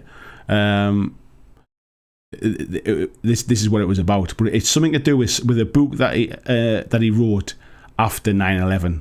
That's what the whole thing was about anyway. First What If episode was great. Yeah, I really enjoyed that one. Rob saying Avengers Earth's Mightiest is the greatest Marvel cartoon. I've never seen that one, mate. VJ saying the nerd radio of a new He-Man is hilarious. Yeah, I must admit, it's funny how people have reacted to it. I mean, let's be honest, like the old He-Man film from the 90s, was never that amazing, and it didn't get this much hate. Lord Main says it could be because of the Steel film. Apparently it was not well liked and nearly killed the superhero film. Steel film. No, it wasn't about that one, mate. Vijay says Kev's podcast is called Fat Man Beyond now. Is it really? I didn't know that. I've watched it recently, enjoyed it. The cartoon of He-Man was awful, Tony saying. Vijay says I listen regularly. Ian Intense says he treated He-Man as a kid. I was into those transforming robots. Oh, I hated He-Man as a kid. I liked the He-Man toys, but I don't remember being a big fan of the cartoon, if you like. And the She-Ra ones were just as bad. Paul says getting cancelled from a public speaking event is hardly an achievement in this day and age. No, I'm not saying it was like anything big about it. It was just the fact that basically people rallied about it. It was some comic book convention that was designed about sort of showcasing new talent, and then he'd been booked to appear on it, and then there was some kind of backlash about it. I was reading about it. Was it in the not on the news or something, but on some kind of like nerd website or something like that. Like I say, I don't know the whole facts, but that was what it was all about. Danny Elfman, he did the score on the Tim Burton Batman films, also did the score for Batman animated series. Oh yeah, Danny Elfman, sorry, yes. I was thinking you were talking about one of the animators or something like that. Ed says, yeah, all but killed the convention. If it hadn't had Arts Council funding, it would have collapsed. Yeah. Steel with Shaq, yes, I remember that one as well. Lobin said it was an 80s film. Yeah, it might have been 80s then, mate. Did I say 90s? Rob Van Elson says, okay, what was the topic for tonight? Sorry, new games that are doing well. I was talking about new releases that were coming out for Malifaux. I was talking about, and the release is called Malifaux Burns. I was saying about how hot the new releases for Kings of War, because it's Kings of War month at the moment is. And I also talked about the new stuff that was being announced today as well for Marvel Crisis Protocol, mate. So I just it was a bit of a news catch-up really, but a bit more of a deep dive into some of those stuff. Lord Maiden says, I like the premise of He-Man. At least they said he is an icon now. An icon. Thundercats and Silverhawks have aged well. Thundercats aged really well. And the real Ghostbusters. I quite liked... What was the other one I was just thinking about the other day as well? That's aged pretty well. Teenage Mutant Ninja Turtles is aged pretty well as well for what it was. Derek says Holy Terror was controversial upon release. That was what it was, yeah. Many comic book writers and reviewers argued the novel's depiction of Muslims was Islamophobic. That was the one they were talking about. And I think he's since gone back and kind of said that he was quite heavily affected by 9/11, and actually some of the stuff he'd said back then he probably wouldn't say now and stuff, but you know how the internet is these days, yeah. Jill says there's a really good... Anderson, there's a really good Teenage Mutant Ninja Turtles remake in 2003. Was it the animated stuff? Because that was pretty good, actually. Jill says that's the one DC refuses a Batman story. I don't think I knew that, to be fair, that it was going to be a Batman story. I don't think I realised that. But yeah, that don't get me wrong. I love the Frank Miller stuff that I've read, but I didn't know anything at all. I'd never even heard of Holy Terror until this article, and I don't know anything about that stuff. So yeah. Sunday Sykes says, yeah, the early 2000s Teenage Turtles is great. Got the whole series on DVD. Yeah, it really has. It really has stood up well. Marcus is saying, as a kid, I really disliked He-Man and Thundercats. I just thought they were too goofy. I liked Thundercats. He-Man, I just didn't have a time of day for. And Andrew saying, was going to be a Batman. I never knew that, mate. Ian910 says, does the Kings of War rulebook have army lists? It does, mate. It has army lists for all of the armies that Mantic make models for. There's also like an expansion book, if you like, for all of the armies that Mantic don't make models for. So things like the League of Rhodia, things like, what was the other ones I'm trying to think of now as well? I forget. But if like it allows you to use some old GW like fantasy armies and stuff. But yeah, if you're into any of the kind of main races, the stuff that Mantic sell, the army lists are actually in the book. I would recommend potentially picking up the digital version, because as any of the amendments change, if there's any changes in stats or anything, the digital version updates, where obviously if you buy the big rule book, it doesn't update. Silence says, don't know why, but the title of Malifaux Expansion somewhat reminds me of Mr. Burns of Simpsons fame. Like he came from Malifaux to do some shit. I quite like. I mean, it's all based upon as I mentioned at the start of the stream, about the Burning Man coming over from Earthside. Earthside Echoes. That's what the podcast's called about the other side.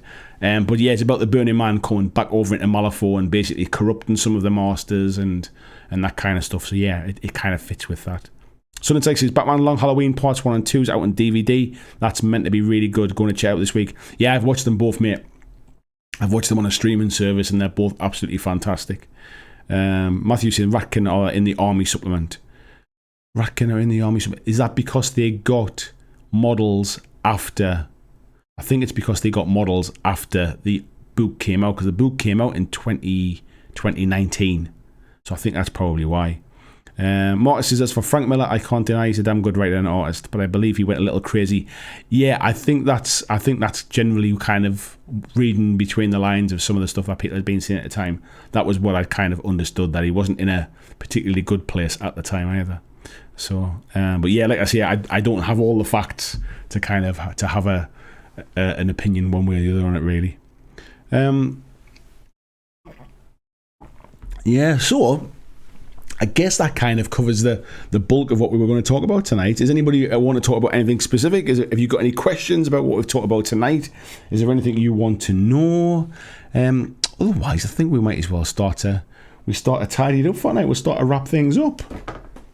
Let's have I just put these bits back in this box here, and I've got the biggest pile of Malifaux stuff here, and books and boxes and stuff I've been pulling off my shelves to kind of show you tonight. I'm surrounded by this stuff.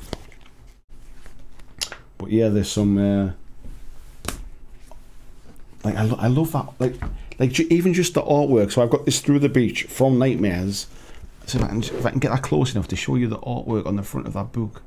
There we go. Like it's images like that, it's art like that instantly just makes me think Malifaux. Yeah, I want to know more about that. I want to have that.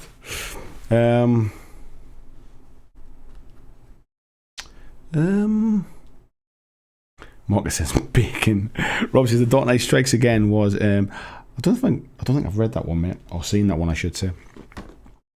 James says, any tips for painting MDF scenery? I'm a bit intimidated by some of these huge flat areas. What I found, mate, is the trick with MDF scenery is to not even think about painting them like with brushes. Just get aerosol cans and just like zenithal kind of hit them with aerosol cans from above, and then try to maybe stick like bits of posters or something like that, like print off posters and stick them on. Even like, you know, like kids, like I suppose you're doing the old Venetian stuff, so it wouldn't be like graffiti and stuff like that. But I tend to find with MDF scenery, have I got any over there that I can kind of show? I don't think I have. I tend to find either sticking like patterned paper, so you know you can sometimes get for like model railways, like brick paper and stuff like that.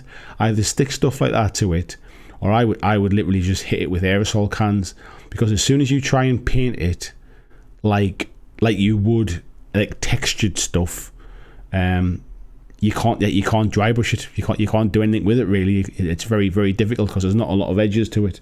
So yeah, I tend to just kind of keep them quite basic. Jill says, he and Alan Moore are both in a similar box for me now. Can appreciate their old work, but I'll not bother with their new stuff. Yeah, I know what you mean. I mean, like, it's a funny thing, isn't it, that something that is a fantastic piece of work will always be a fantastic piece of work, but it doesn't mean that you always have to kind of hold the person that wrote it in high regard if they go on to do something that is kind of less than stellar, shall we say. But it doesn't make the old work bad. Definitely not. Rob says, what do you think of the new Infinity plastics? I'm going to be interested to see how they go. I saw the new technology that they're using. The people that do that technology were actually at the UK Games Expo, and I saw it there as well. It looks pretty good, but I think it's not injection molding plastic the way GW would do it, or the way that Malifaux Weird would do it, for example.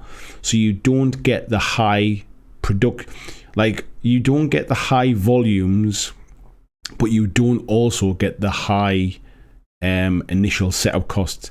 It's basically a variation on how they do resin casting now, using like a different kind of material, really.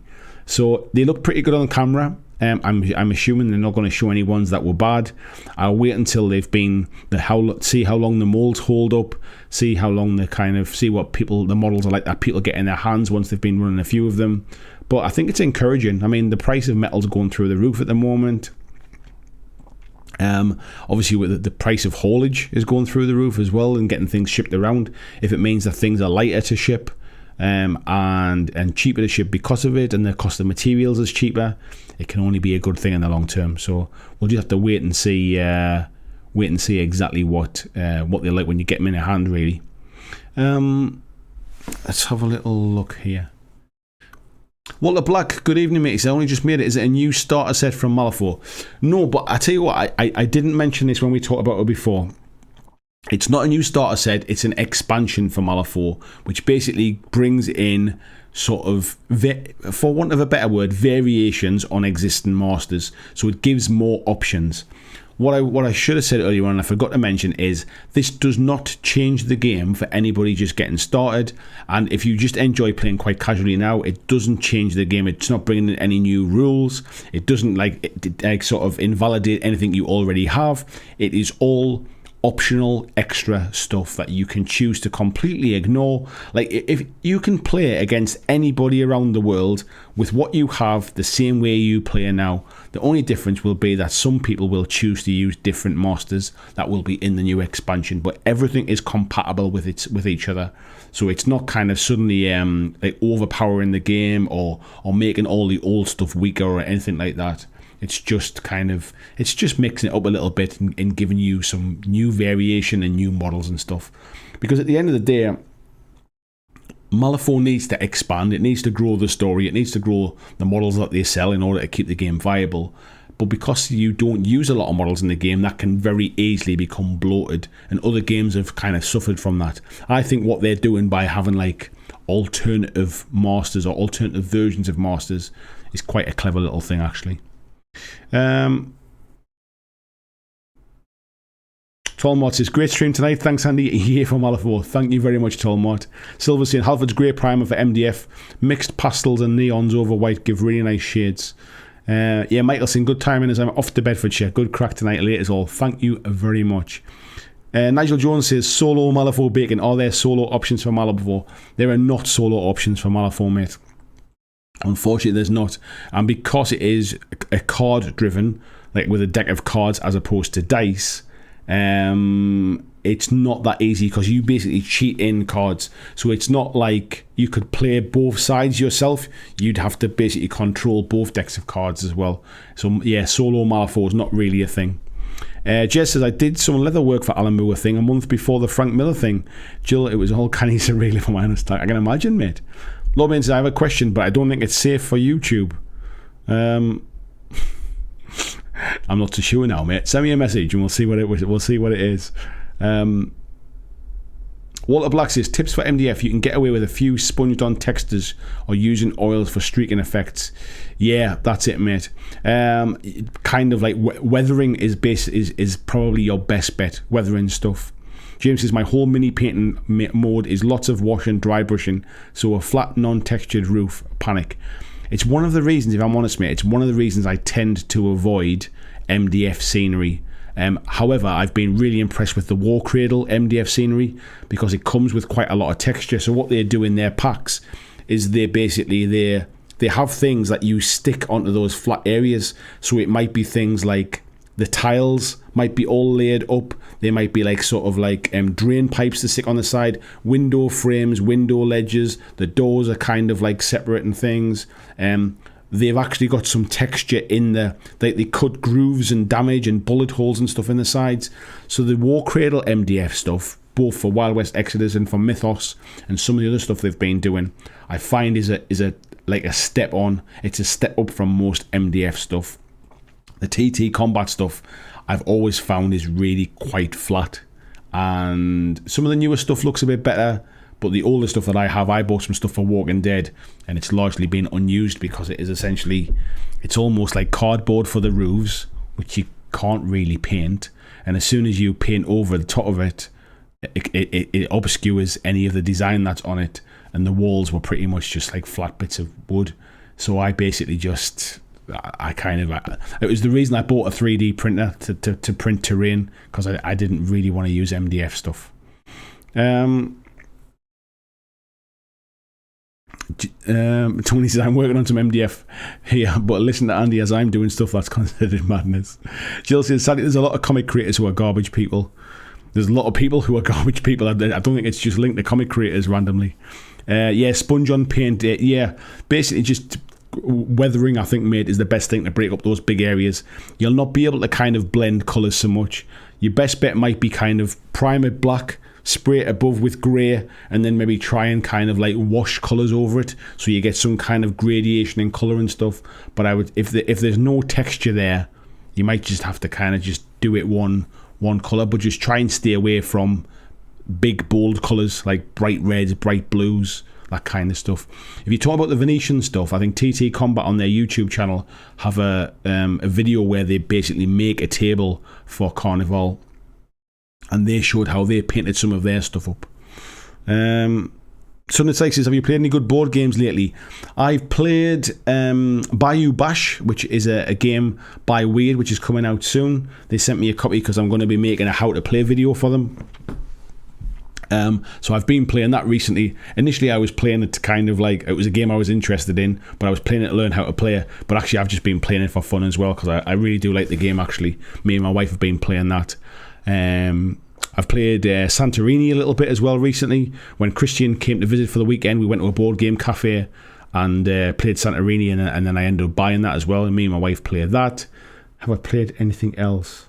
I bought some Exit games as well at UK Games Expo, so we've got some Exit games to play as well, so that's what we'll be playing.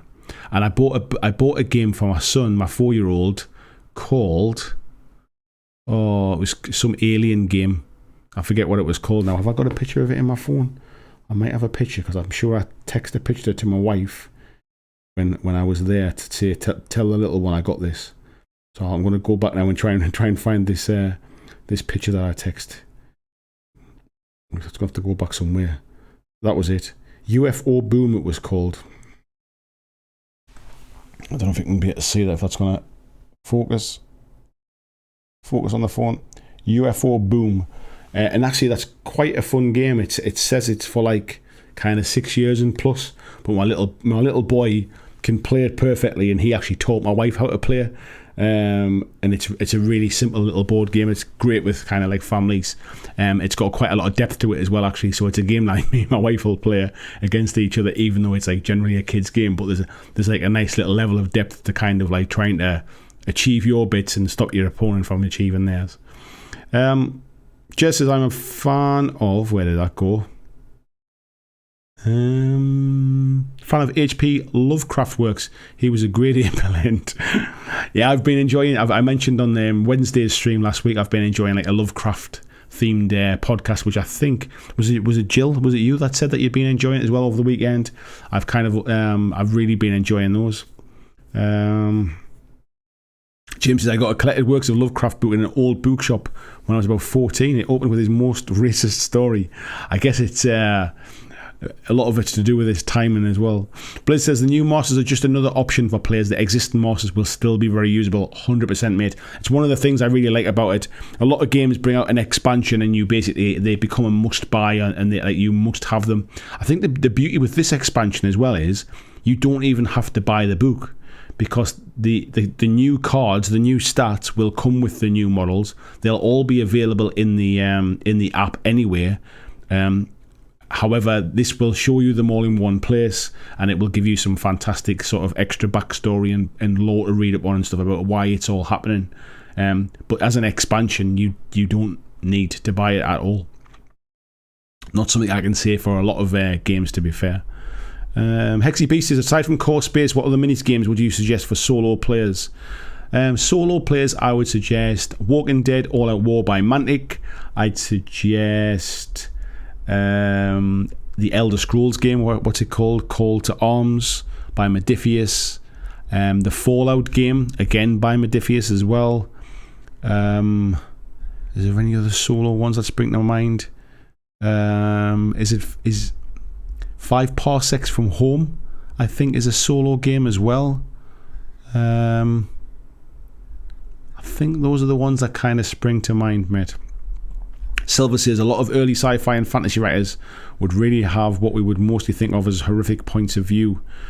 Yeah, probably, mate. Yeah. Joe Hadfield says, worth pointing out the new Malifaux titles. The new players can get in with playing one keyword, and once they're comfortable, can switch to the new master title for a totally new playstyle. 100%, mate. It's one of the things I love about it. Is that basically, so you can, for example, where was it? Lady Justice box. You can pick up that Lady Justice core box now if you want to, and then in the future you can buy the Lady Justice alternative title, and it will still play with all the models that you already have for Lady Justice, but we'll change how they interact with each other and change how they play, so it'll feel like you're kind of almost playing like a new faction. Jess says, for Kings of War, I've been enjoying the look of Turnip 28 stuff at the moment, and I reckon that sludgy style would be great for multi-base. Any idea what Kings of War army would fit for that modern roots look? I think the new Halfling stuff probably would, mate. The Dwarf stuff probably wouldn't look too bad. The Undead, you could certainly get away with that as well. I don't know what the Turnip 28 stuff is, to be fair, mate.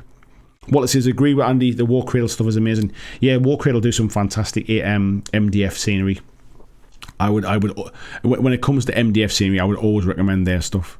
Silencer says, weird this time went smart way in my opinion. Instead of dumping a multitude of miniatures, making combos out of control, and decided to go smaller with master titles and shared minions, which I very much like. I agree. It was one of the things I didn't like second edition. It went a bit crazy, and it felt a bit scattergun at the time, and it was one of the reasons I drifted away from playing Malifaux at the time. Third edition feels way more controlled. They've learned a lot.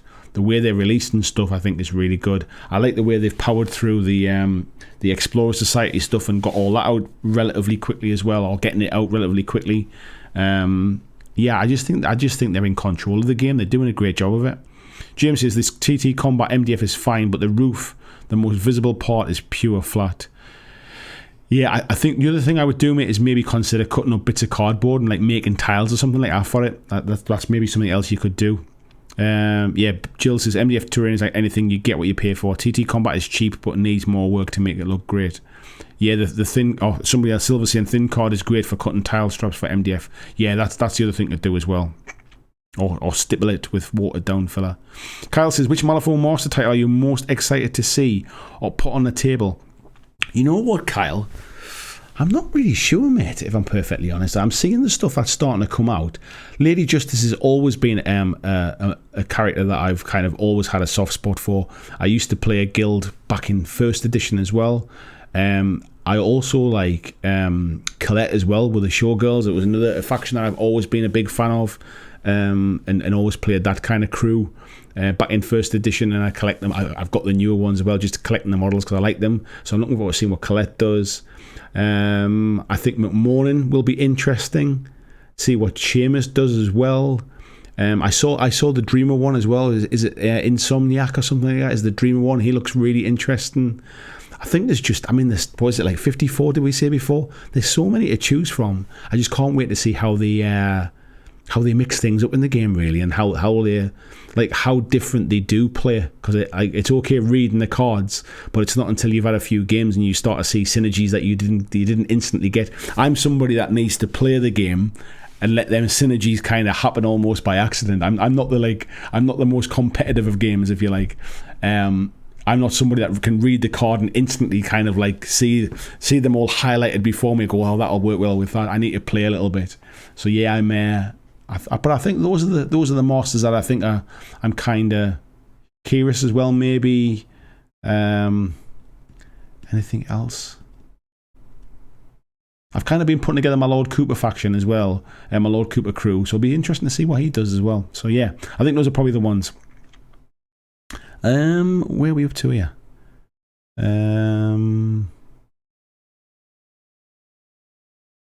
Zone Alpha might be the one I was thinking about when we're talking about the different ones.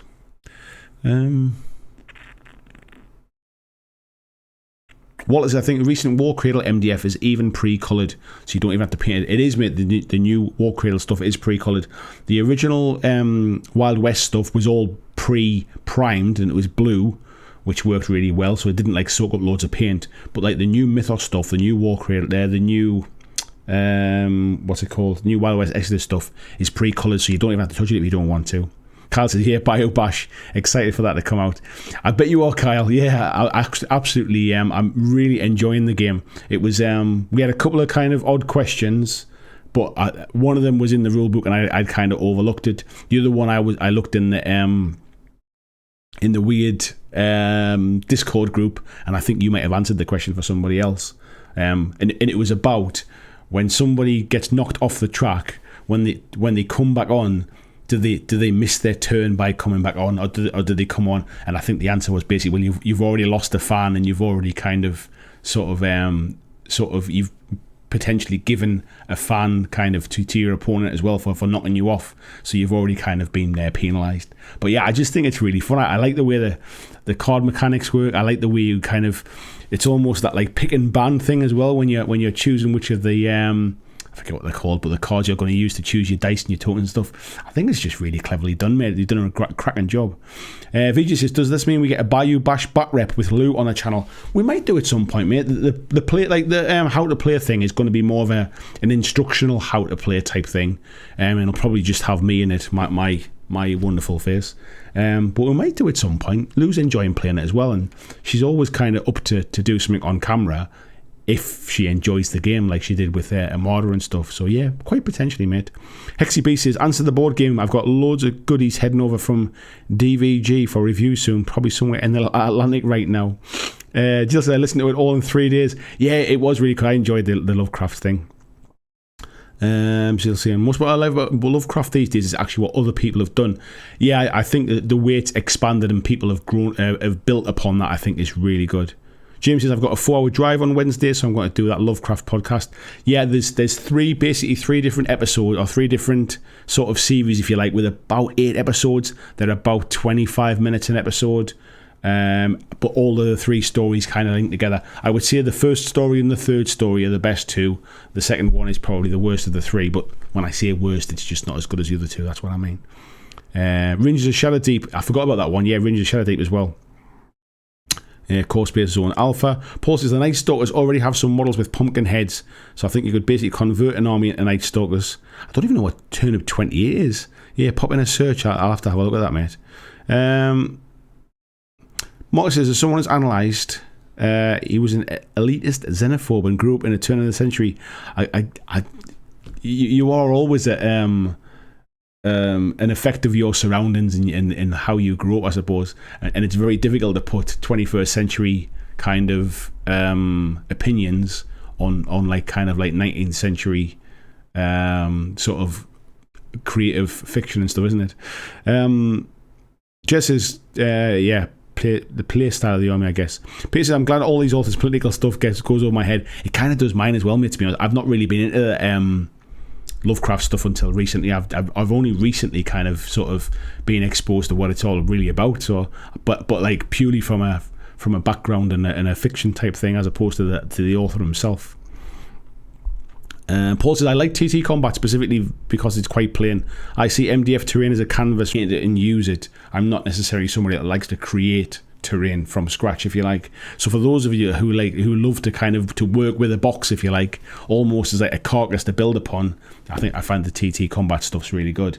But yeah, it was one of the reasons I bought a 3D printer. It's why I like the stuff like the Weirdscapes terrain. It's why I like the GW terrain, to be fair, all that kind of stuff. I just find it like I want a finished piece that I can paint and use, basically. Jill says, I'm hoping we managed to get retailers on board with Other Side given the soft relaunch. Can't get it here hardly at all. The Other Side is something I'm 100% kind of wanting to kind of get off the ground as well. I feel like with the new starter box, the entry point coming up, which I think is it October this year? It might be October, November. Is it as late as that? It's coming up soon anyway. But I think it's a great starting point to kind of get people back introduced to it. I'm planning on doing some kind of background lore stuff about it as well, because like I say, that the background lore is, I think it's fantastic. I love the fact that there's almost this, like Malifaux when it was created, was all about what happened really like through the breach. What happened when you traveled through the breach into Malifaux? What were you kind of encountering? What was there? And I love the way the Other Side is basically just like there's a whole other side of things going on as well on the other side of the breach. The fact that these factions like Abyssinia, the King's Empire, they're all kind of battling. We've got the Cult of the Burning Man in there as well as the Gibbering Hordes. All this thing that's going on in the background, basically on Earthside, whilst kind of people are being forced to go to Malifaux to try and kind of earn their keep. They may be being forced over there because they're basically like kind of, it's the penance for being prisoners or anything like that. It's just such a rich and wide ranging universe, and the game itself, The Other Side, doesn't just kind of basically, it doesn't just take the Malifaux rules and basically put them on a different kind of setting. It feels familiar, but with a different gameplay experience. So something in the future, I'd love to get some Other Side on the channel as well. It's just a case of like getting models and getting them built and not getting them built because the Other Side stuff's pre-built, but getting the models together and getting them painted and actually getting some games in and building on it. But from a lore perspective, from a game perspective, I absolutely 100% want to get it on the channel this year.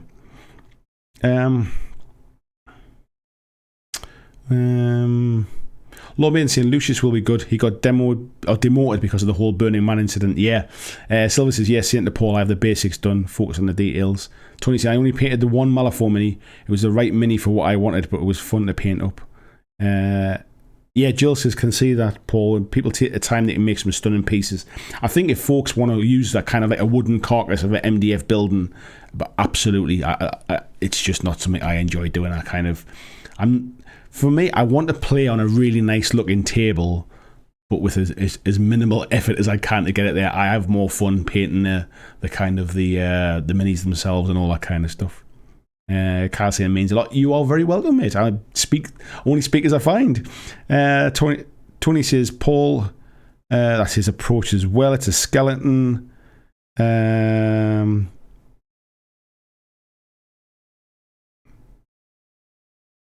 Jill says the fish people were magnificent. Yes, they were. Paul says pretty much terrible person, great writer. Yes. So I think on that we're banging up to 11 o'clock here now. Perfect time to wrap it up. That's 2 hours of me talking. Never mind the gibbering hordes, talking gibberish for some of it. But yeah, honestly, folks, just thank you very much for your support again tonight, as always. If you're not already a subscriber, please do subscribe to the channel. If you haven't liked tonight's video, please give it a thumbs up. It just helps kind of with the whole algorithm to push it out to more people.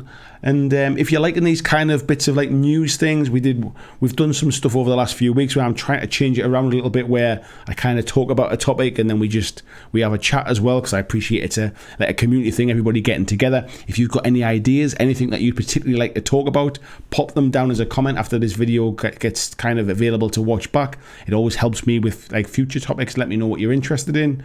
But yeah, if you enjoyed it, let me know, and I will see you on Wednesday for the Hobby Hangout. So thanks again, and I'll see you then. Thanks for watching my video. I hope that you really enjoyed it. And if you did, why not consider clicking on the suggested video below to see more of the work that I've done. If you'd like to support the long-term sustainability of this channel, why not consider checking out my Patreon, where you can pledge and support from as little as $2 a month, and there is lots of different tiers and bonuses which will give you access to a private Discord server. It will give you free t-shirts, free mugs, a podcast every month, and a number of other things, including getting your name at the end of every video, like these awesome folks who already... I bet you thought I wasn't going to come back for that comment about 40k chat, did you, James? No, we're not having 40k chat. Don't worry about that. Somebody else can do 40k chat for you. Good night. Thanks for watching my video. I hope that you really enjoyed it. And if you did, why not consider clicking on the suggested video below to see more of the work that I've done. If you'd like to support the long-term sustainability of this